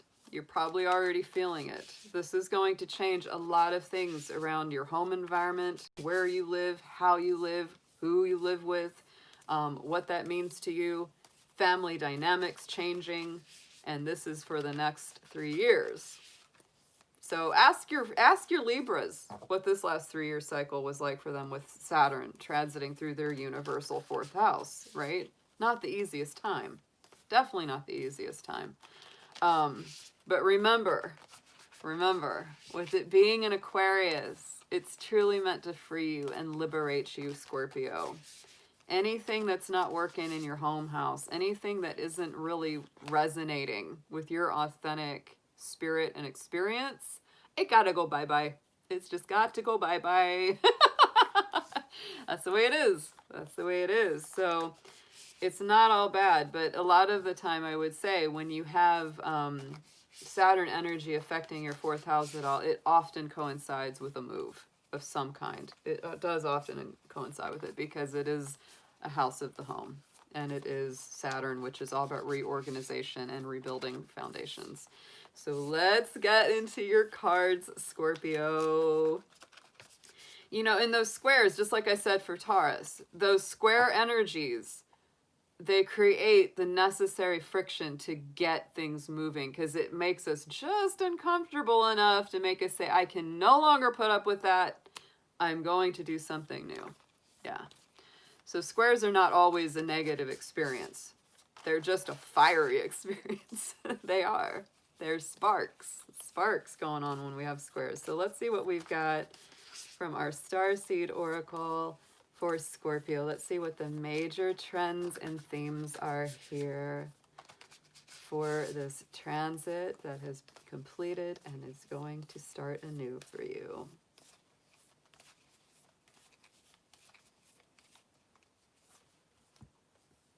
I love this. Earth School. Oh, it's time to learn some things, Scorpio. Life lessons, soul growth, study, and higher learning. Ooh. So I would say that something really nice about this is during the time of the Capricorn energy, moving through that 3rd house, that has definitely helped you to really sharpen your mind. You know, really learn some big life lessons. A lot of growth going on in your soul. And yes, you have been studying things. You have been learning things. A lot of my Scorpios have really, you know, it says higher learning. You've really been, you know, going up a notch in what you learn, what you understand, how your mind works, taking things more seriously in a lot of ways. Just going, yeah, I'm accumulating that knowledge. My moderator, Jacqueline, is a Scorpio. She's been studying astrology. You know, there is that higher learning, right? She's getting her mind really going into those elements. So yeah, it's Earth School time for Scorpio. Classes in session for my Scorpions.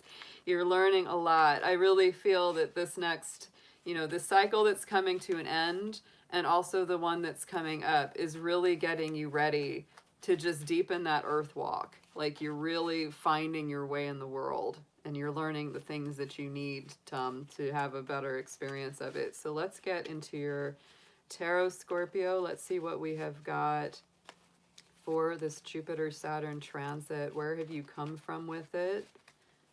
What has it brought into your life? What has it taught you? And where are you going next with this next new cycle that we are stepping into?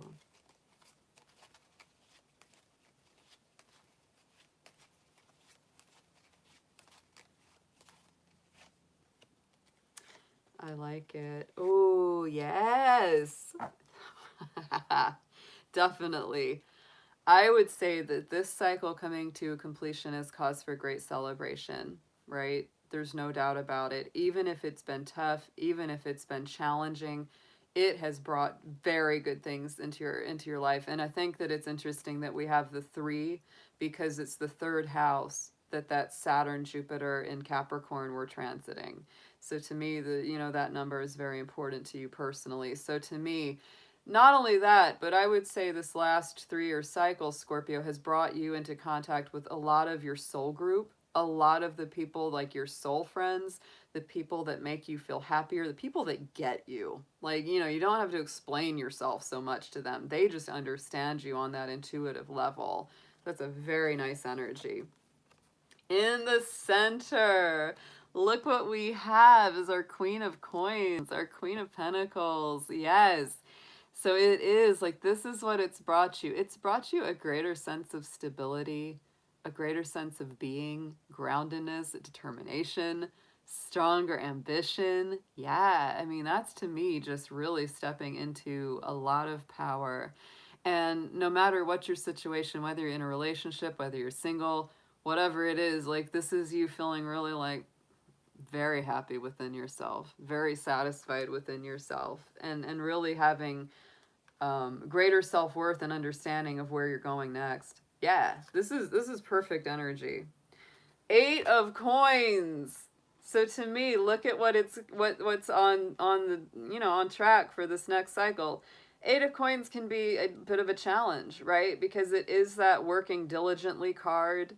I love this imagery. This is from that it's a story about the gal. She had to knit the tunics for her brothers who had been enchanted and turned into swans, because that was the only way to bring them back to being human. And so she had to stay silent while she created these shirts for them, and she was making them out of these stinging nettles, so her hands were hurting and her feet were hurting because she would stamp on the nettles to flatten them out so she could turn them in. Yeah, she looks frustrated. Yes, because it was a real challenge. It's like one of those trials by fire, right? And so it's like it's such a beautiful story, though. It's such a beautiful story. It's one of my favorites. It stuck with me since I was a kid. So to me, that eight of Pentacles, Scorpio, it's really telling me that yes, this next 3-year cycle, there's going to be a lot of work. There's going to be a lot of determined effort on your part, and you will be doing a lot of that. But you're leading by example. People are watching you and learning from you at the same time that you're doing that work. And ultimately, it leads to not only your liberation, but theirs as well. This is a deep, beautiful, healing energy. So even if the next year has some bumps, has some ups and downs, because of that squared energy, it's for a very, very meaningful purpose. And Scorpio can always get down with that. You can always get down with a meaningful, profound purpose. Yeah. Let's get into an affirmation for you, Scorpio.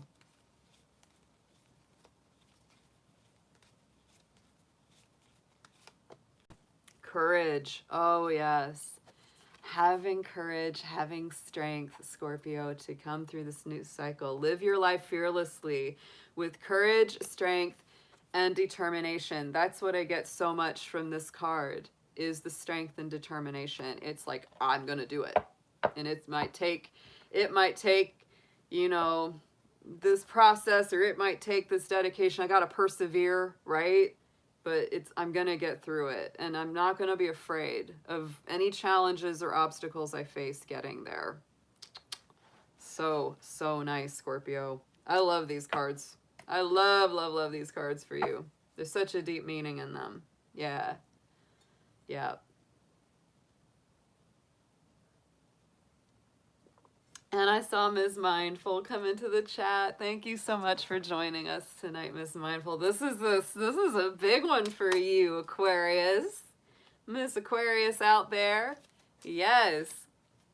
This is a huge shift up of energy for all of our Aquarians. Capricorn and Aquarius are definitely, we're in the hot seat with these.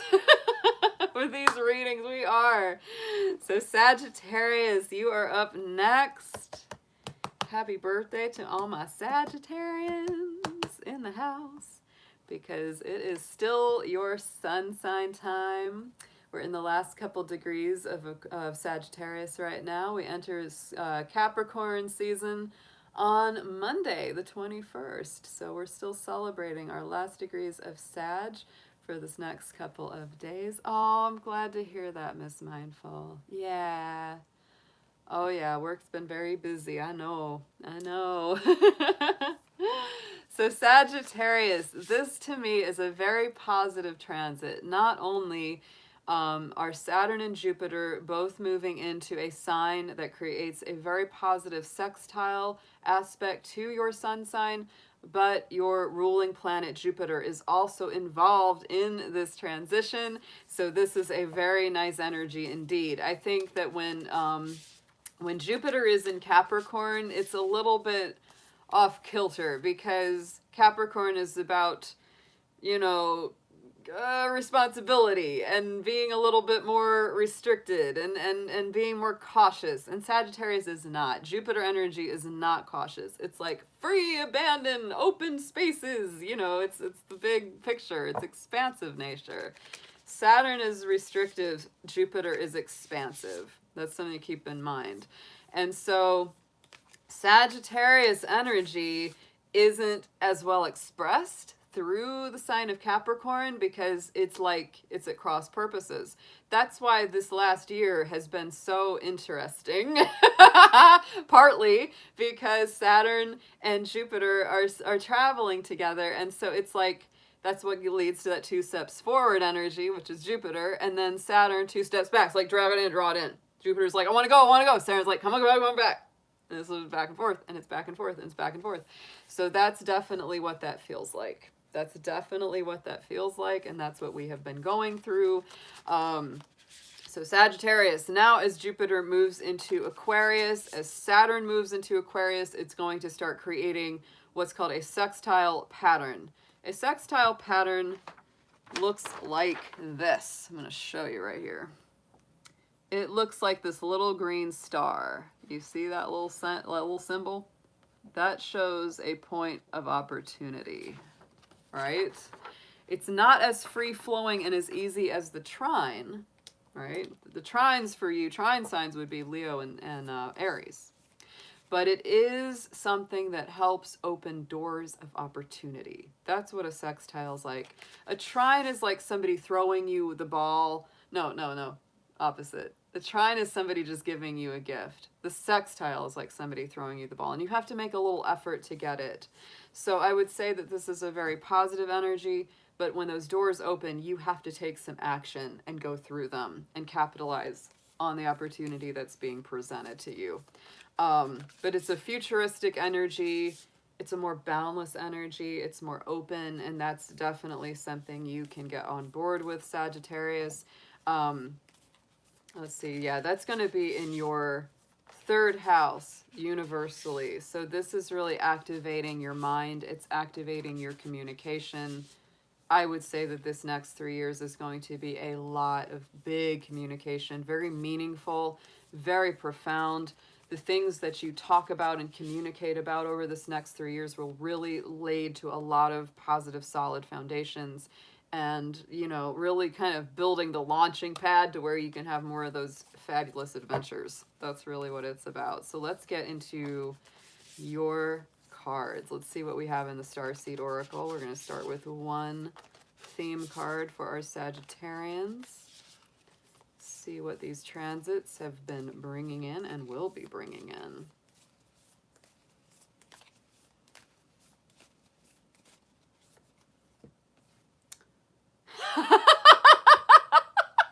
Okay, Sagittarius, I'm gonna die here. You're not for everyone. I absolutely love this. Embrace your weirdness. Face your true north. Sagittarius, you're not for everyone, okay? No problem, right? You're going, yeah, I know. Not everybody, you can't handle the truth, and that's the way that is, right? The other thing I love about the artwork in this card, this is incredible. This right here, it looks like Jupiter, but the rings look like Saturn. You notice that? And so that's what we're working with. We've got Jupiter and Saturn involved here. So I just feel like that artwork in that card is bringing that out even more. I love that for you, Sag. That's what it's really showing you, is it's like, yeah, you are a strong individual. You have a strong personality. You're very aligned with your truth. And so the more that you really pull into that, it's powerful for you, right? Embrace your weirdness. Face your true north. And Aquarian energy is all about weirdness and being unconventional and marching to the beat of your own drum. I would say, Sag, if you have, there's not many Sages that hold back, you know, they just don't. They don't have that filter. But if you are a Sagittarian who has felt like you've been holding anything back over this last 3-year cycle, or if things haven't been as easy to achieve, or get yourself out there, that's going to change. And you should also just remember, don't be afraid to be you. That's what that card is coming through. And don't worry, you can't please everyone. And you're not gonna please everyone. And that's fine. And that's totally fine. Wow, I love it. So let's get into your tarot. Let's see what we've got. That is what this transit is all about. It's showing you who you truly are, who you're truly meant to be. So let's see what we've got.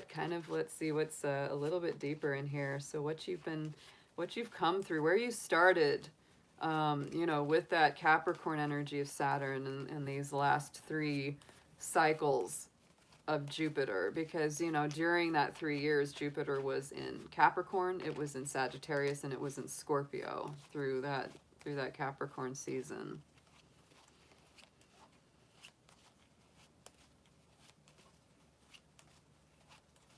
Wow.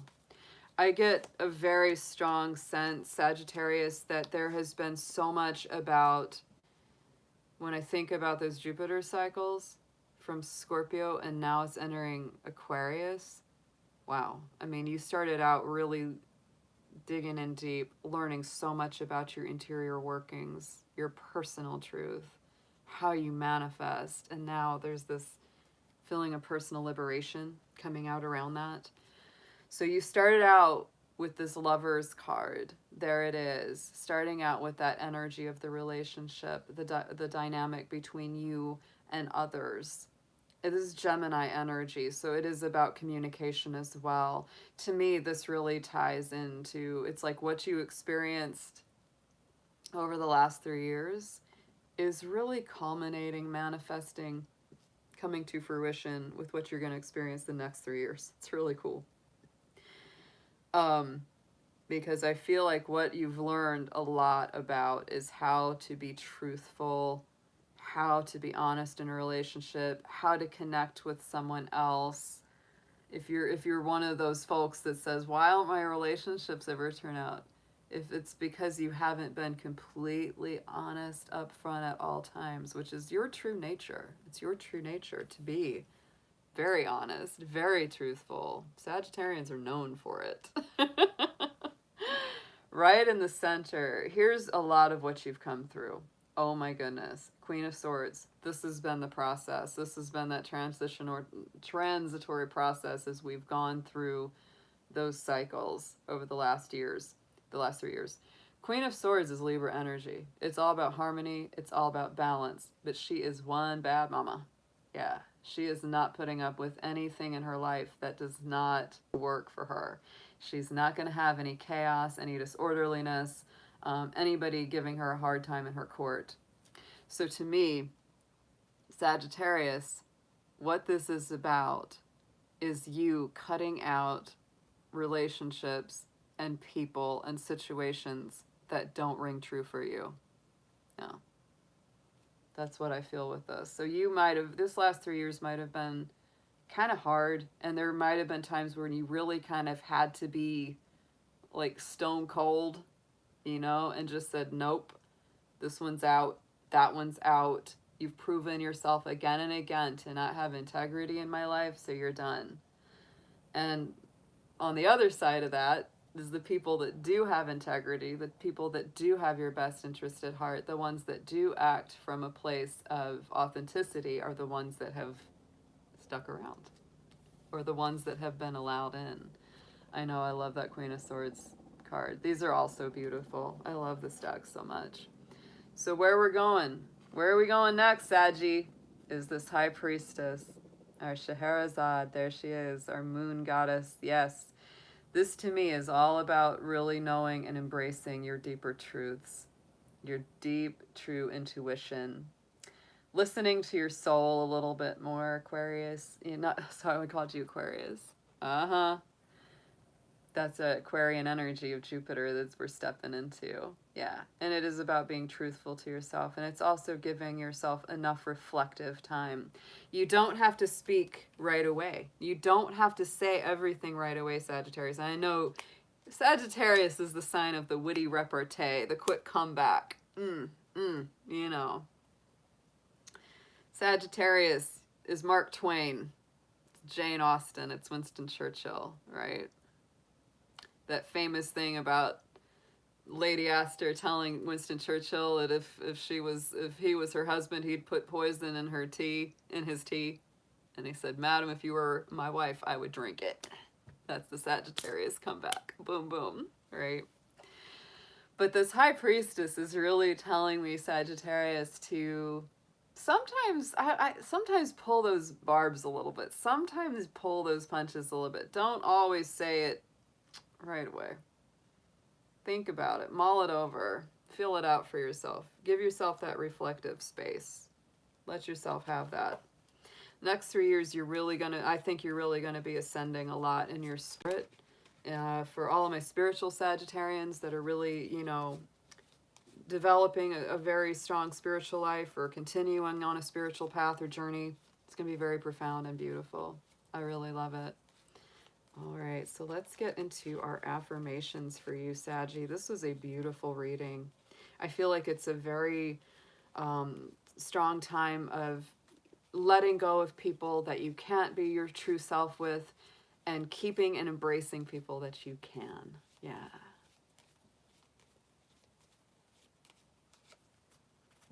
And there it is, stepping into the light. It is time to reveal your radiant light to the world. Yeah, it's time to just truly be yourself here, Sagittarius. Absolutely. Yeah. Let me see what that Queen of Swords symbology is for y'all, because that is a beautiful card. All of these are, and they all have, like the book, like they all have a specific story, you know, to each one of them. It's one of the coolest, most well thought out decks I've ever seen. Like she put so much effort into, yeah, this is from China. The Queen of Swords is a fierce and exacting force. Turando, that's her name, does not forget betrayal, so her judgments, while fair and principled, sometimes seem harsh or cold. Still, she is open-minded and intelligent and can be charming and witty when she chooses. Yeah, this is a card of tough love. I love that. Protection, meaningful criticism, tough love, skepticism, and intelligence. That's beautiful. Yeah, this deck, I am absolutely, this is the first time I've used it, but I've had it for a while and I've just been mulling over it. The artwork. Look at the artwork on the back. I mean, look at the moons, the triple aspect moons. Oh, Six of Wands. Look at her. Oh my gosh. There's a bigger book that like you can buy as an extra like energy, like an extra like a supplemental, yeah, to this, because like it has more about the legends and the lore and the history and the stuff behind all of the figures that she used in each one of the cards. Like I said, when you go through these cards, it's like taking a tour of the world, because it's like it's all over the world. Like there's legends and stories from every part of the planet, and it's just like, oh, my little Neptune and Sagittarius, I love that, right? Sagittarians are all about the world tour. Saggies love the world tour. That's true. That's true. Even if it's just from the comfort of home, we're still going on that world tour. We're absolutely doing it all the time. All right, let's see what we've got for Capricorn. Capricorn, you know you're another one of my hot signs tonight. You are. My goats, my goats. All my goats, all my fun goats. It was, yes. So Capricorn. Oh, yay, we made it. We made it, goaties. We got up that hill. We climbed another mountain. We crossed another stream and all that stuff. Because Capricorn, this was a huge testing of our last 3 years, testing of our soul, testing of our hearts. Thank you so much, my darling Krista. Thank you, my goatee sister out there. Thanks for that blessing, sweetheart. I appreciate you. But Capricorn, oh my goodness, yes. We have gone to the next level, definitely, because when Saturn, our ruling planet, is in our own sign, it's even bigger. It's even bigger, you know, it's just one of those things. We're definitely, you know, I almost say that, like, when Saturn crosses over your sun sign, it's very similar to a Saturn return energy. It's very similar to a Saturn return. So even if you're too young to have had a Saturn return, if Saturn goes over your sun sign, you know a lot of what that's going to feel like. Because it's very maturing. It's very, you know, masculine energy. Saturn and the sun are very much about those father figures. It's interesting to me, like I was talking about how, you know, my dad passed away 3 years ago when Saturn went into Capricorn, and now 3 years later to the date, Saturn is leaving Capricorn. So it's like there was this very definitive, like, father cycle for me. And as a result, what that does, on a lot of levels for people that go through this transit, for all my Capricorns, you've really come into this very strong energy, no matter what your age, no matter what your stage in life has been. It's really so much about growing up, leveling up. It's almost like, because my dad isn't in the physical world now, it's like I've sort of taken on a little bit of that mantle. It's kind of like now I make them really watching out for myself more, really valuing myself more. Like, from that perspective of, like, I wouldn't want that for my little girl, right? It's like, now it's like, hey, I don't want that for me. You know? It's funny, but within 6 months of my dad passing away, I made so many big decisions that I had drugged my feet on for years. It was like board clearing. So Capricorn, this I feel is very much what you're feeling too, because, you know, Saturn, it's funny, Capricorn is a feminine sign. We're feminine modality, but Saturn is very masculine in its energy. It's father time. He holds the scythe. It's almost like the Grim Reaper, almost, right? But that's why it's about timing. That's why, you know, Saturn energy is about timing. And that's what that comes into, because he's like father time, right? And so that father energy is very strong with Saturn transits. And especially when it moves over the sun, because the sun is also how that masculine energy is very much expressed in your life. So for all my Capricorns, good job. Good job. Good work. You've gotten through it. You've survived. You've gotten stronger. You've gotten tougher. You've gotten more resilient. You've gone to the next level. Saturn will not be back in your sign for another almost 30 years, guys. So give yourself a pat on the back, my goats. You have done a great job, and it is going to get a lot different now that Saturn is out of that universal first house for you. It's really, really awesome. So let's get into your cards. Let's see what we got for our Capricorns. We're going to start with the one from the Starseed Oracle. We're going to get the major theme, major energies that have come through with this transit, where you're going forward. I love this. Let's see what we got for Capricorn.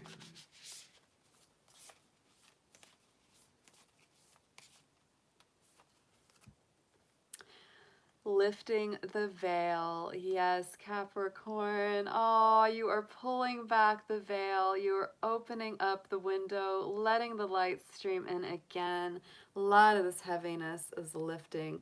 Questioning everything. Yes, anything unaligned must go. Oh, yes, Capricorn.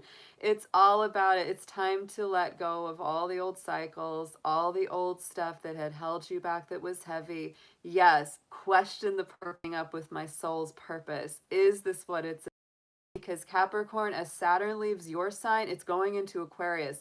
Your ruling planet in Aquarius is all about being truthful to yourself, walking your talk and talking your walk. Telling you. So don't be afraid to question it all. Aquarius energy questions everything. We're like, ah! I'm an Aquarius rising. Capricorn with Aquarius rising. We're trouble.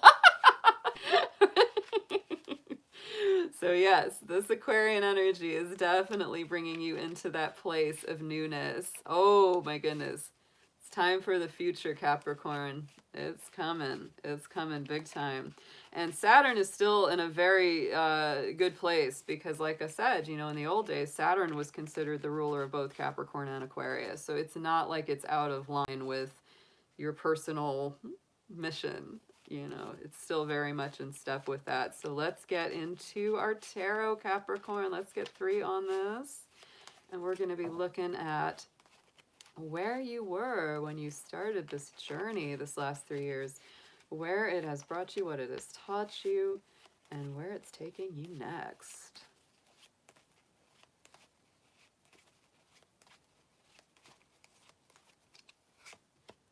Haha. Wow. Ooh, Capricorn. 2 of Cups. This is where you were. This is where you've been coming from. A lot of relationship dynamics that needed to be healed, needed to be worked through, needed to be recovered from. Oh my goodness. This is so, so true. That's very much what a lot of my Capricorns were experiencing right in the center. Yes. And I would say that over this last 3 years, the relationship dynamics have been completely changed for me. Absolutely. Totally transformed. It's awesome. So right in the center, we have got our King of Swords, that beautiful griffin. Oh my goodness. So this is Aquarius energy. Look at that. So basically, it's like this Saturn transit. It was bringing you to your future. It was bringing you to your next step and your next phase.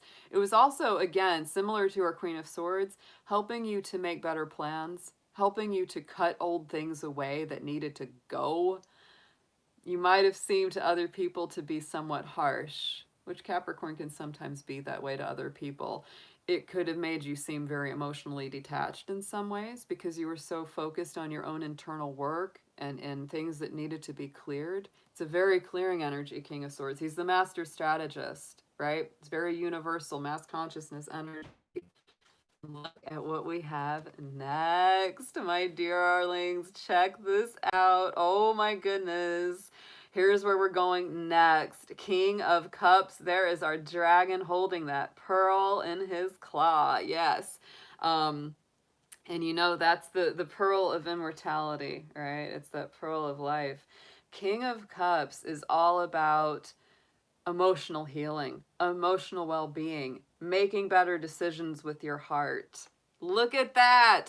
So all of this clearing work this last 3 years, Capricorn, this has really been to get you ready to start making better choices, better emotional choices, and put you in a place to really heal. Because a lot of this old stuff, a lot of what you had to work through was probably the old relationship paradigms. Like if you'd always had relationships the same way, this was really pushing you to have them in a different way. That's more liberating for you and the person that you're involved with.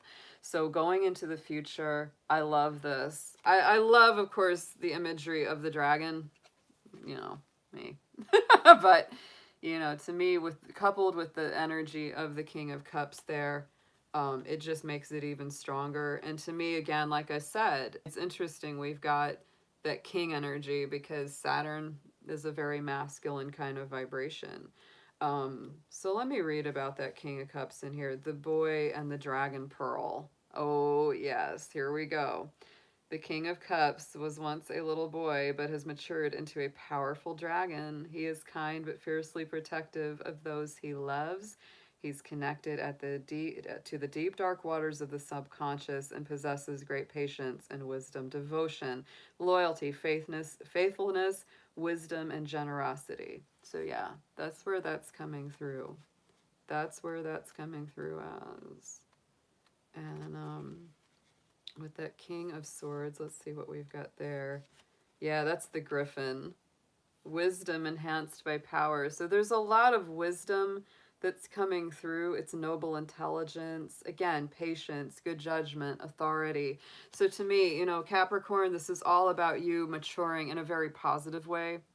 Instead of just being rigid or traditional or some of those typical kind of Capricorn energies, it's like you're coming into true intelligence, you know, true wisdom. That's a lot different than just being tough, you know, or just being a hard ass like Capricorns are often accused of being.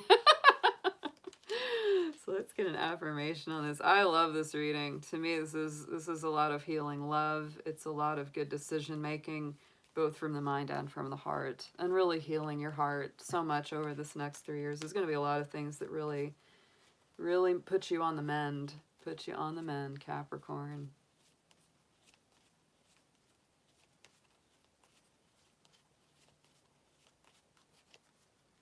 Ooh, the blue flame, Capricorn. Connect to the blue flame, which is the light of pure love within you. This is a clearing energy. The blue light, the blue flame. Yeah, this is about consciousness clearing. Yeah, connect to the source of pure love within. Yeah. I know it sounds cheesy, but it's that I just got this in my head. The love like you've never been hurt. Yeah. That's something I would generally never say because it's such a like Cracker Barrel thing. Like it you'd buy on a plaque. But I just got that in my head. Love like you've never been hurt. That's what it is. Yeah. Capricorns, you have a long memory. So when you get hurt, it's hard for you to let it go. But I really do feel like it's the time to let that go. Like it's really like time. Yeah. It's releasing very naturally. You're becoming your own authority figure, right? Instead of looking up to the authority figures, Capricorn is like, you are the authority figure on your own life. You know you better than anyone else. Feels like such a graduation. Da, da, da, da, da, da. Yes, Capricorn, we all deserve a universal degree. Mm-hmm. That's what we deserve, yes. All right, Aquarius, my next hot sign. Oh my goodness. Let's see what we have got for you. Oh, Aquarius.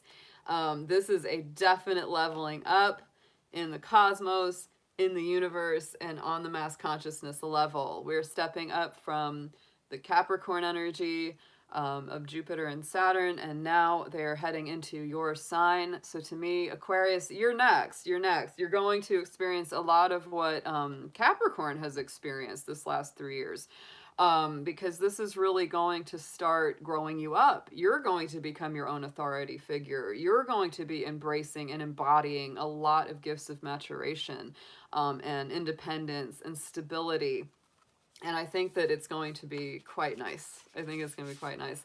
Aquarius, in the old days, you know, you were traditionally ruled by Saturn. So this is, in a way, part of your, you know, one of your traditional ruling planets coming full circle in your sign. So it's not an unhappy energy. It's not ill at ease with itself. You know, this is going to be in your universal first house.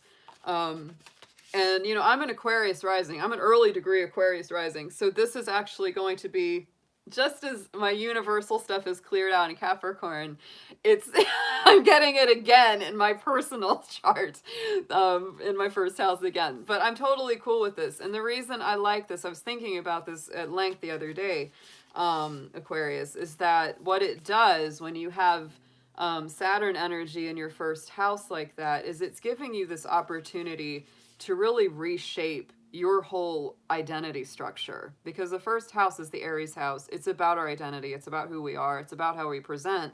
That's why the rising sign is important in your personal natal, because it's how people first see you and their first impression of you.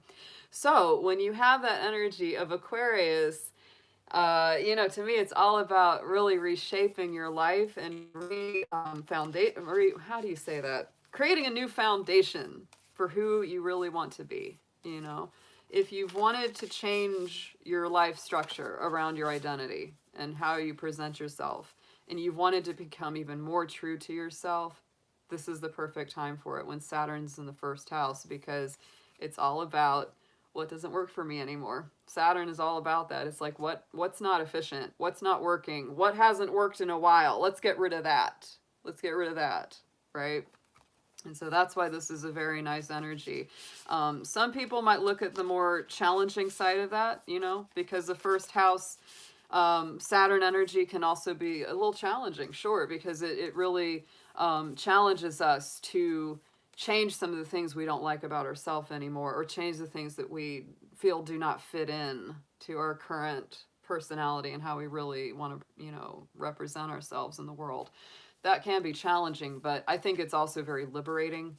I'm actually looking forward to it in my personal transits. I really am. Saturn through the first house, because it's going to give me even more opportunity to let go of the old things, you know, the old structures, the old foundations around the identity, and just embody who you are and who you truly are more and more and more. And Aquarius, you're all about that. You are all about that. You know, and you are very much about being yourself and being very true to who you are. So I think it's going to be very powerful. And of course, in this first year that we experience this, we have Jupiter on your side as well. Jupiter is a planet of good luck, optimism, greater fortune, greater expansion. So even though you might experience, you know, and certainly will experience some of the restrictive energy of Saturn, you will also by proxy be experiencing the expansive energy of Jupiter. So it works in tandem. It really does. So let's get into the cards for you, Aquarius. Let's see what we've got in your Starseed Oracle. Let's get one card for Aquarius, what they've experienced through these transits, what they're getting ready to experience next. What are the major themes here for them?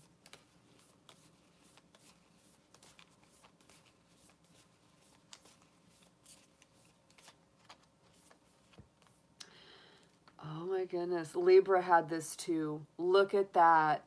Libra had the same card. All paths lead home. Inner authority, intuition, turn your gaze within. See, because it's all about you. It's all about you. And you're becoming your own authority. And you're becoming your own best guidance counselor, right? Yeah. Look at that. So this might be restructuring a physical, literal home. It could be really creating that spiritual soul feeling of home. It could even be connecting with people that you feel like are your true soul family, or your true, like, you know, soul tribe. That's very, very strong. So let's get into your tarot here, Aquarius. To me, that's really reconnecting you. I love it. I love it. Or if you feel like you got lost, if you feel like you had that feeling of like, I used to know where home was, or I used to know where my center was, and I feel like I don't know where I went, right? It's like it's leading you back. Oh yeah, if you have Libra in your chart, Libra rising or something like that, for Aquarius, this is going to resonate with you even stronger, because Libra had that card as well. That's the only repeating card I've had from that deck for any of these readings. So let's get into the tarot. Let's get into this gorgeous tarot deck for you, Aquarius. Let's see what you started out with this journey through the Capricorn time. Let's see what that brought. Let's see what you gained from it and where you're going next. This is a great new shift of energy for my Aquarians. Very exciting time to be on the planet right now.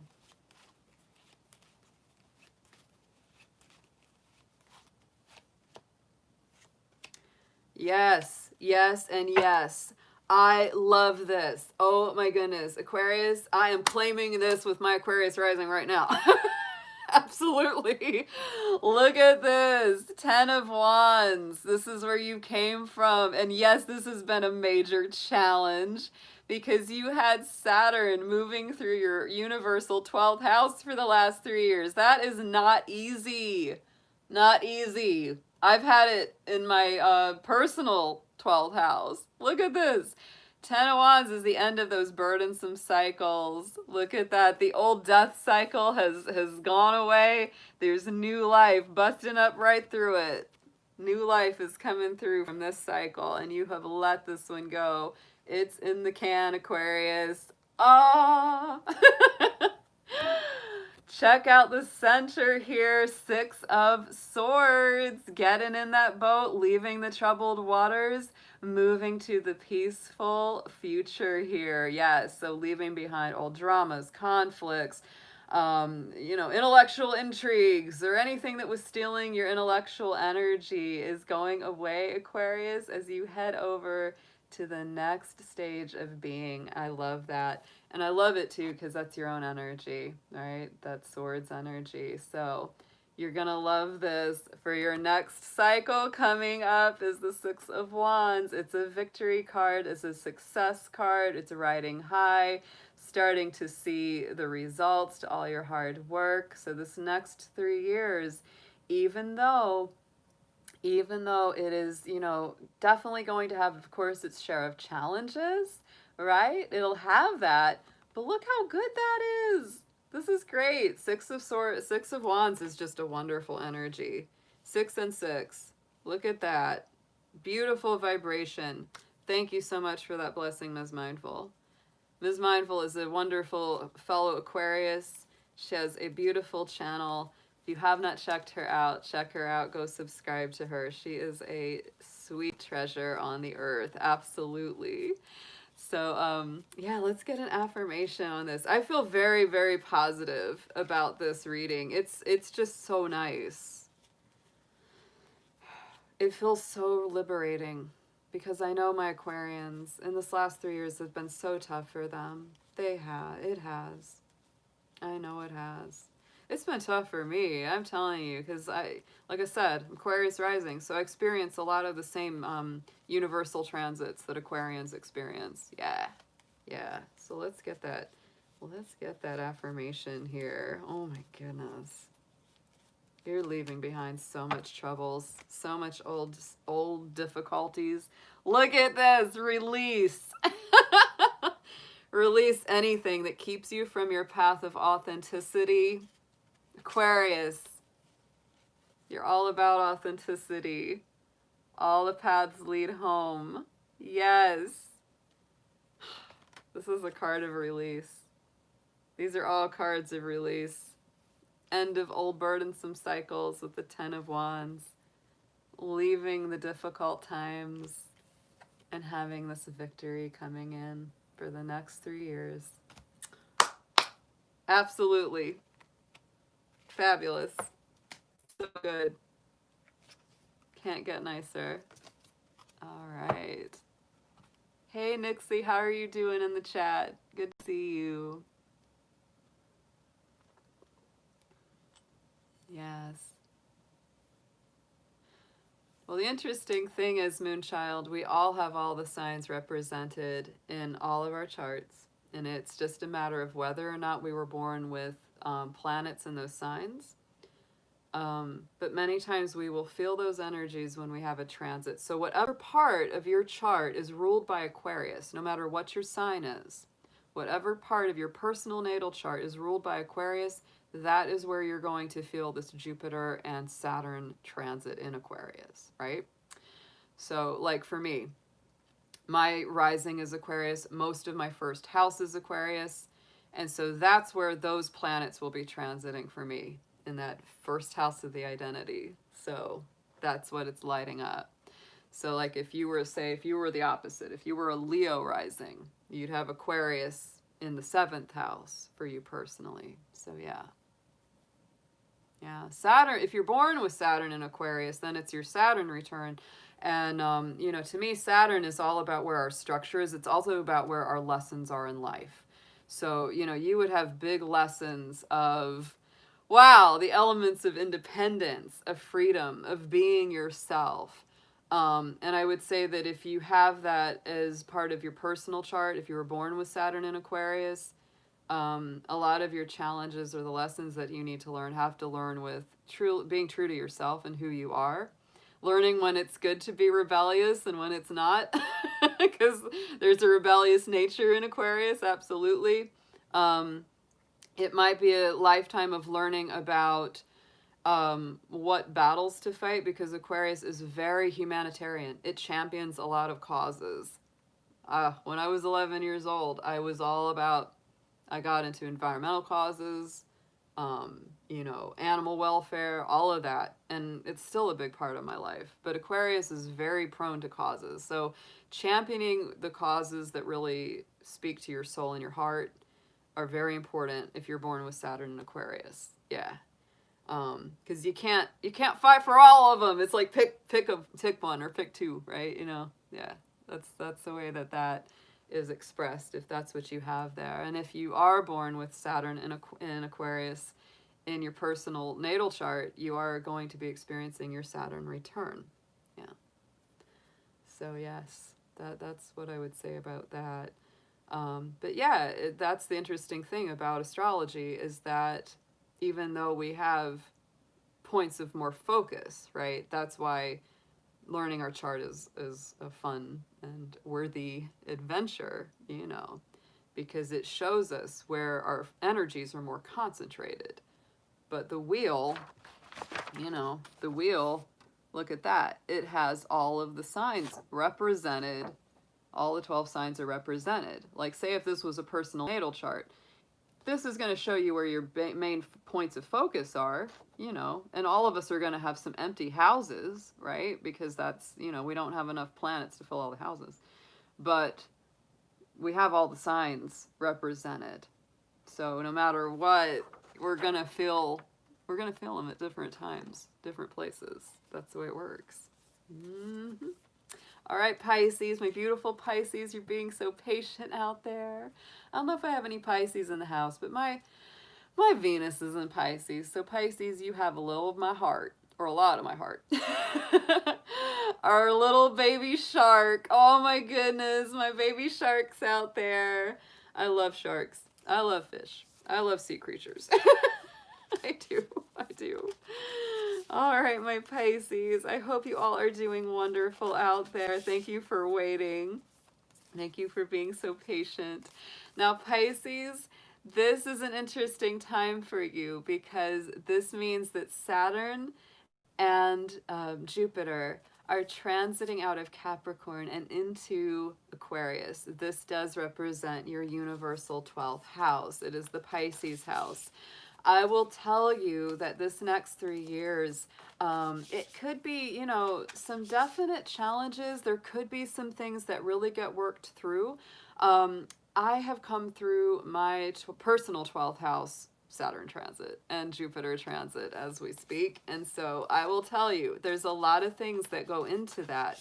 And you will definitely have some challenges. There will definitely be some things that have to be released, cleansed, detoxed, let go of.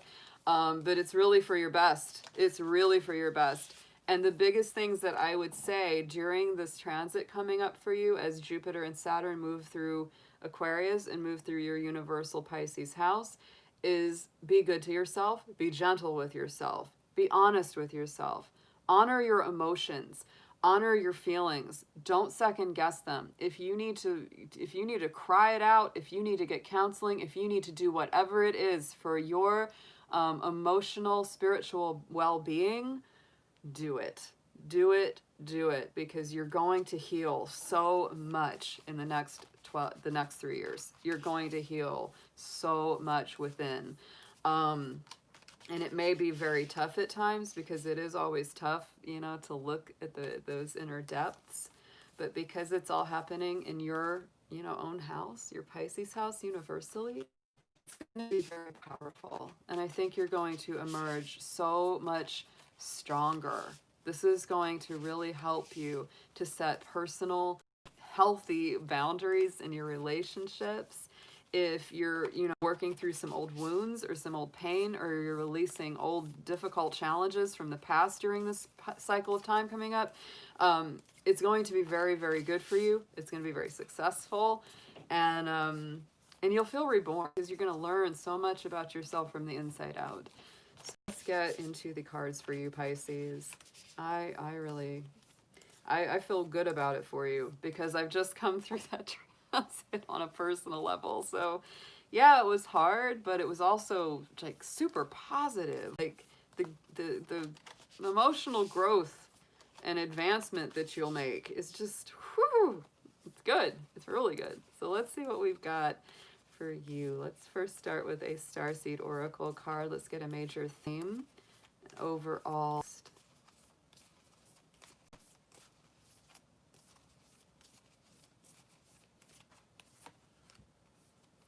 You've got the portal. Look at that, Pisces. I think it was it, there was another sign that had this. Can't remember which one it was. Oh, but Pisces, the doors are opening. You decide. There are rewards coming through and a bit of the wild card. There's a little bit of the element of the unknown here, but this is very much about you stepping from one old cycle to a new cycle. Yeah. It's very much about that magical portal opening, and you making the decisions to step through to the next levels of development and awareness and spiritual transcendence. Let's get into your tarot, Pisces. Let's see what we've got. Let's see from the, get 3 on this. We're going to see where you were when we started these Saturn cycles and where you are next.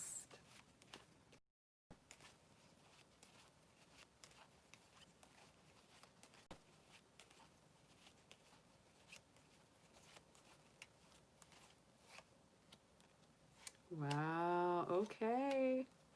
Yes. Oh, this is it. This is so it. Yeah, so here we are. This is what you've come through. This is what you've gained, is that understanding of, wanting to fulfill dreams, wishes, hopes, really going after your own personal contentment and well-being.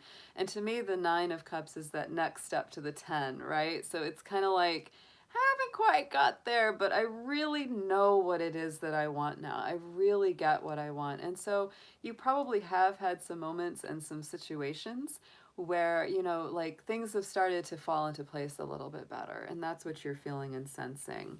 What you've really come away from this with, Pisces, I love this, is that you've got this 8 of Wands. This is what you've really learned and gained throughout the cycle of Saturn and Jupiter in Capricorn. And I love the energy of Capricorn for you, Pisces. That's why this has, to me, been overall a pretty positive cycle. But I think it's really helped you to get stronger. It's helped you to get tougher. It's helped you to be more clear about what you want, because sometimes that is a big challenge for Pisces. They can be a little elusive, a little cloudy. They don't always really spell things out clearly, like, I want this, because they don't want to be pushy. They don't want to come across as being difficult or harsh. But sometimes because of that, they don't get what they want because they never really clearly said, here's what I want. So the 8 of Wands to me is a fast-moving energy. It's about communication. It's about sharing ideas openly and without reservation. So that's coming through. That's what you've really learned and taken away from this. So I do feel that this has been a time where you've really come a little bit more into your own, right? And over this next 3-year cycle, I love this. King of Swords. And our King of Swords is Aquarius energy very strongly. That is where Jupiter and Saturn are transiting. So to me, that fits in perfectly for your next stage of your journey. But to me, King of Swords, oh, Pisces, what you're going to be learning through this next stage is going to be really growing you up. You're going to learn how to detach a little bit better from your emotions when you need to make those solid plans, when you need to cut out, narcissist or vampiric energy people, people that are just sucking you dry. That's what you're gonna learn into how to do this. You're gonna learn that Aquarian energy where it's like chop chop, you're out. This is the master strategist, the master planner. And it's also about really, really utilizing your intelligence, your wisdom, your authority. you will be a little shark. You ain't gonna be a baby shark anymore. You're gonna be a full-on grown shark that can use those teeth sometimes to cut things out when and how you need to. It's very nice. Very, very nice, Pisces. I really feel like this next 3 years you're gonna get so strong. Like you've gotten stronger already, but I feel like this is like a crystallization. Like it really starts to make a lot of sense. And by the time that Saturn steps into the next cycle, which will be in your sign, wow, watch out. Watch out, world. Here comes Pisces. Oh, yes, yes, yes, yes. So let's get into an affirmation for you. Let's see what we've got.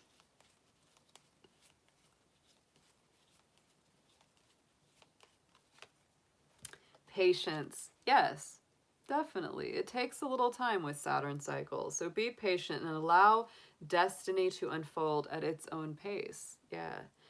You know, to me, things will unfold at their own timing. That's always the way it is. But I think that at each time, Pisces, because you have that portal card, so each time that you open that door, each time you decide to step through to another level, to another layer of your own development and your own personal understanding, when you make those very clear decisions, it's like, this is what I want. This is what I want, right? That's what's gonna like naturally unfold this. You won't be waiting forever. You won't be waiting forever, fishy. Because there is a lot of rapid movement here with this Eight of Wands. There is. There is. And I think that this is all about you learning to make very clear-cut decisions for yourself. Yes, it is. It's Aquarius energy stepping into your world. Stepping into that Pisces house for you all. Yeah. All right, guys. This was absolutely awesome. This was beautiful. I'm so pleased with all the readings that came through. I really am. I'm really happy with all of them. I know. The portal. That's where we're going.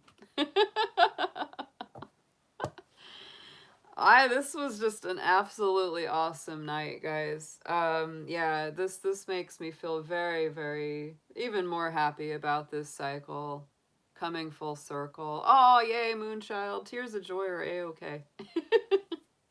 Yeah, this was definitely an awesome little planet party. We've got more of them coming. We do. This is just the beginning of a whole weekend of planet partying that we've got coming up. So tomorrow I will be back, same time at 8 p.m. starting. I will be doing my 11 romance readings for our Fire Dragon Friday.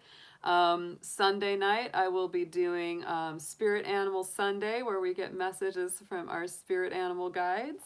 And then on Monday, I will definitely be doing our winter solstice celebration. So I'm very excited.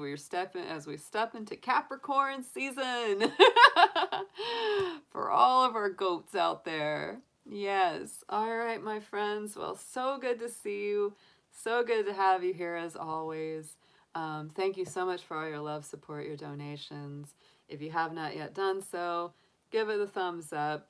Like this, comment, share, subscribe, etc. All that good stuff. So I will be seeing you again very, very soon. Thank you so much, Gwen. Thank you, Moonchild. And thank you, Jacqueline. Thanks all for the moderation. Thank you, Krista. Yes, I will see you soon.